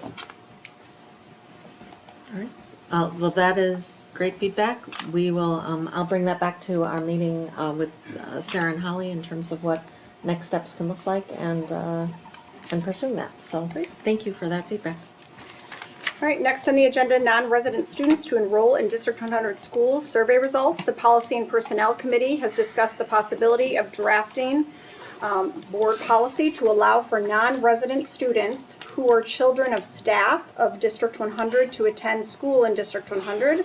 The administration is seeking feedback from the board on next steps, and you can see attached some of the survey data. And I'm not sure if you want to speak to that, Dr. Shug, any more than what's attached there. Well, you can see the responses that there was a lot of interest in this, which was certainly not a surprise. And you can see a large number of students who would potentially be enrolling here in District 100. If we were going to move forward with this, the staff, the discussion around this and the discussion with the BEA was this being a teacher retention piece, that this would be something that would help us to retain staff here in the district. Certainly once children are attending here in the district, it is an incentive to stay here and become a part of our community. So we have some interest in pursuing that. However, what does this look like and what parameters would we draw around this, I think would be the next steps in terms of drawing up a policy that makes sense. What is the tuition cost for these students to attend? How many students will we allow to attend? What is going to be the consideration versus resident students and non-resident students? When we have to potentially do hiring, for example. So I think there's a lot of logistics that need to be considered, but we are looking to the board to see if this is something you would like us to pursue further and look at drawing up some of those parameters at the Policy and Personnel Committee. Bless you. I'm fine with it. I mean, I think it's a good thing to look at and do. I think the retention part is fine. I mean, I was one that went through this 20 years ago with my own kids. I just think that the things that I think are gonna be really important to include is when it comes time to enrollment, is somebody who's a resident in that area and they enroll later, who's gonna get bumped if we have to bump people and stuff like, I mean, now, those are gonna be the ones, we'll have all these great things in place, but those are gonna be the hot button ones that are gonna get everybody all fired up, that may only be 1 or 2 out of a 50, but those are the 1 or 2 everybody's gonna remember. I guess for me, and Matt and I being on policy together have had some more discussions about it. To me, I like it as a retention strategy. However, the process implications, I think, need to be, I definitely believe like tuition is needed. It's an additional expense for the school district, for sure. And then, like who takes priority? I feel like if you're a taxpayer in the district, you should. And then, like, is there a cap? Like if we're having to pop sections, like, then what's the financial implication for that at the district? I'm just starting to think ahead with ESSER fundings getting cut back, and that's real, and us having to make some good cuts and significant cuts going forward. So those would be my only concerns and like the process implications.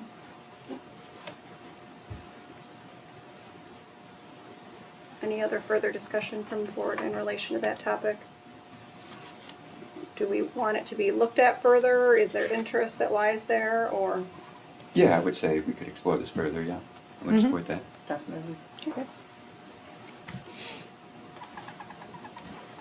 All right, somewhat connected to that topic, but also the next agenda item, discussion of registration fees. Policy and Personnel Committee has had an initial discussion about the possibility of waiving registration fees for staff, and the administration is seeking feedback from the board on next steps. Do you want to talk a little bit more about that one, Dr. Shug? This was an agenda item that was brought by a staff member to the Policy and Personnel Committee. Policy and Personnel discussed this briefly and wanted to get the board's feedback on the consideration. Again, it was brought forward as a potential retention strategy, that would we consider waiving registration fees for staff.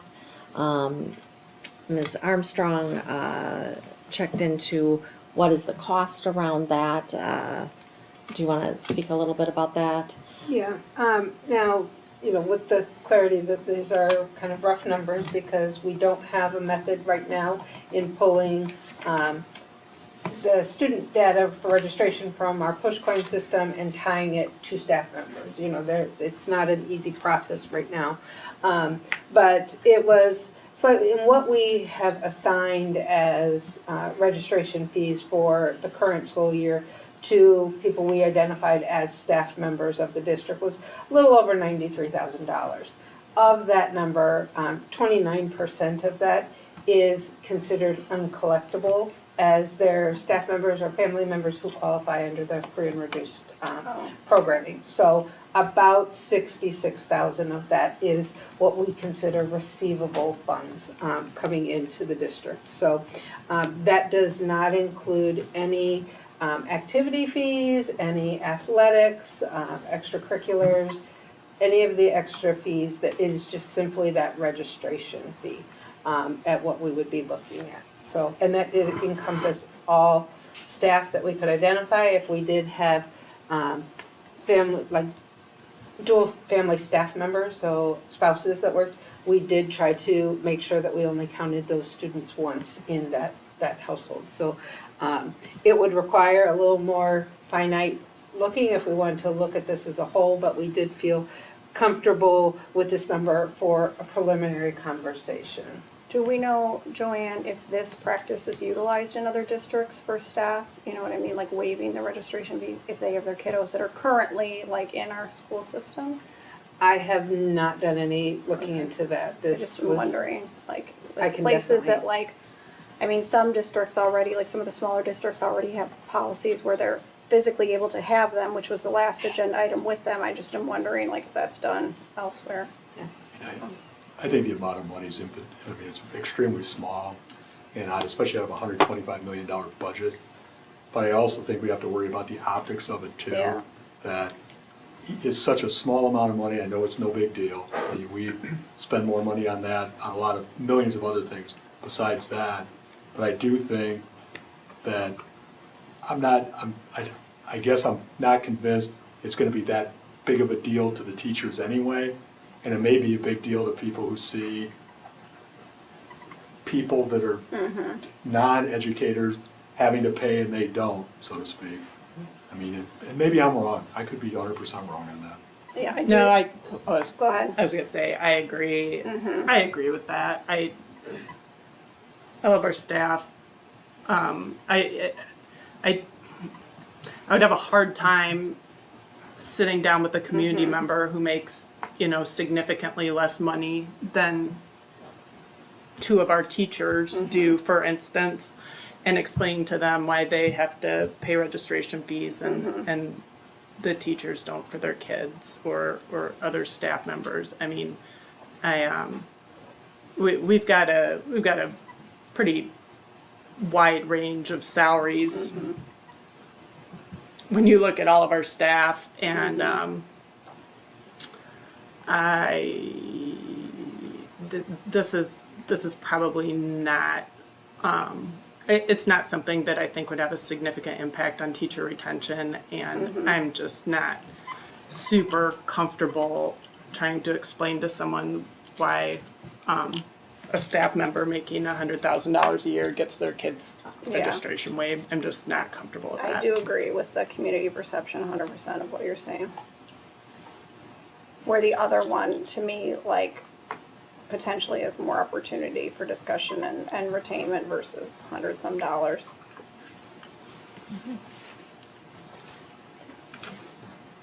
So we would take back then to policy and personnel, the thinking that yes, we want to develop the non-resident students, but that the registration fees being waived at this time is not something that we would look to move forward on. Okay, that's good feedback. Thank you so much. All right, next on the agenda is upcoming contracts, renewals, and reports submitted by Dr. Shug, and you can see a description of what's linked there for what's forthcoming. Any questions for Dr. Shug in relation to that agenda item?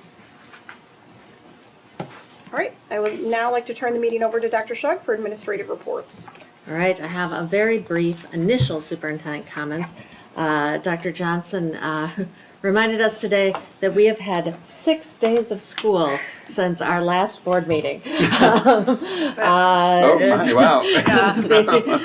Which was kind of shocking, but between our challenges with the weather and our break, it has been quick to get back here. So my superintendent comments are very brief for you this evening.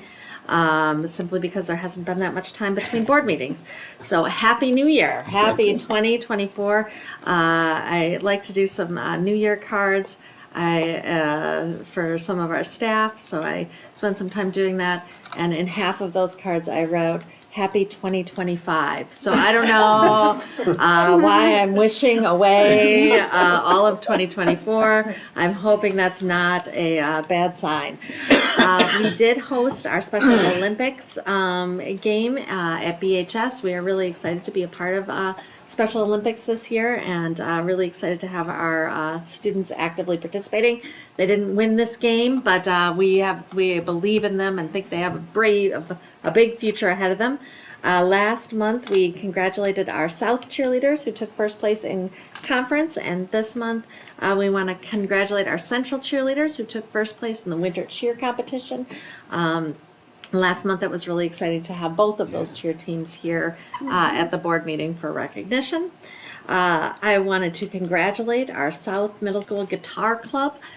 They wrote a grant to In Youth We Trust, who helped to fund our mariachi groups. And really self-directed, so that was really exciting and positive to see. And I just include there in my last slide a little thank you and a cute picture. And then I'm going to take you back into admin reports where it says copy of the superintendent comments. That is our strategic plan updates. And so I'm going to click you into that strategic plan update document. We are going to be updating this every month for you, so we'll be trying to keep in here the big picture items, but also month to month sort of show you how we are moving forward. So here, goal 1, continuing with our special education review of programs. As I shared with the board earlier, challenging week for AEC to be here with 2 emergency weather days. So we're working on how we're going to make sure we get all the feedback that we need from the schools that were not able to be visited, but planning to have that presented to the board in March. But given the week that that they were here and some of the potential setbacks, it may get pushed back to April, but we are hoping to stay on target for that March date. Continuing with our EL and dual language evaluation, as we've been sharing, we have not shared that our high schools are working on SIAP strategies to support language acquisition for our EL students. So I wanted to put that on your radar, and also that there's a review right now of our ESL offerings in middle school and high school for better alignment there. Every month, we're seeing our early childhood numbers expand, now up to 378 students out of a total of 420 possible spots. So really excited about the growth there. Just fantastic, and our team has been exceptional. We wanted to highlight at Mr. Zickert's request specifically some of the specific working that's happening in math, working really towards the fidelity of implementation of those evidence-based math practices. We talked some about curriculum. We've talked a lot about making sure we're meeting grade level expectations. We think during the times of COVID, there was a scaling back of some of those grade level expectations. We think that comes out of an act of kindness and support from our teachers, but knowing that we really have to make sure that the rigor is there to make sure that we are moving forward where we need to be. And our K-5 classrooms staff completing guided walkthroughs, instructional rounds. This is a best practice that was in place prior to COVID. We'd moved away from it during COVID because of those social distancing restrictions. Getting back into that, a really great model for improving and modifying instruction. 6-8 classrooms, the staff are working on common assessments, really looking at that better depth of knowledge, again, increased rigor, increased thinking strategies. 9-12 working on thinking classrooms model. You saw Jessica Full here this evening. She's really been critical in leading some of those efforts at BHS, really creating utilizing that productive struggle research. And again, that's increasing grade level expectations and increasing rigor in those classrooms. And K-12, a return to best practice in those PLCs, creating that strengthening our collective efficacy and our best practice models. We are excited about a lot of that work, and we believe we're going to start to really see some impact. Anytime you're starting to do something new, and again, those thinking classroom models, for example, is a really new model of instruction. We know we are inclined to see an implementation dip in that data, so we want to make sure that we are following best practice and then being consistent and creating fidelity in that implementation so we can really start to see that growth. We are very excited about that work. In our visits, our site visits as a central office team, we've been able to be in a whole lot of classrooms and seeing those models in place, and it's been really exciting to see, and I think the effects are going to be really profound in the coming years. Goal 2, high school schedule study, as we've talked about. Conscious discipline, elementary committee doing really strong work there. Castle team, we're very excited to have our Playworks launch coming up here. And And our Effective School Solutions was just approved 6 school days before, but we have already had the orientation meeting to begin planning for those next steps. In Goal 3, we have a meeting coming up here on our communication and marketing plan. We did our baseline data with our POSIP analysis, with 76% of our families reporting that they are satisfied with the opportunity for parent involvement, looking to increase that percentage in the coming years, as well as increase our participation rate in that survey collection and engagement. Also looking to establish some baseline data on our community partnerships and exploring the gaps and holes there. Goal 4, improved fill rates, 11% ahead of where we were in 2021-2022, and continuing to increase that substitute pool. So excited about that work. Pulling together that Service Excellence Action Planning team next week. Also excited about that work. And again, looking to coordinate high-level professional development. And Goal 5, lots of work happening here. You've heard a lot about it tonight. The demographic study was completed. We reported it to the board tonight, and we're going to have that Facilities Master Plan Design Team meeting on January 24th, and bringing that information back to the board here in the coming months. That is going to be big, impactful work for the board ahead of us and the district as a whole, and working on that post-ESSER planning team. Planning to present that to the board in March as well. Those are my reports. Questions on any of those? You see the department highlights in there as well, but any questions for me on strategic plan or superintendent comments? All right. Thank you for the update. Appreciate it. Absolutely, Really good. absolutely, and we'll be keeping that in front of you every month. All right. Do I have a motion to adjourn the meeting? So moved. Second. Member Herrera made a motion, and Member Mayville seconded the motion to adjourn the meeting. All those in favor, say aye. Aye. Meeting adjourned at 8:34.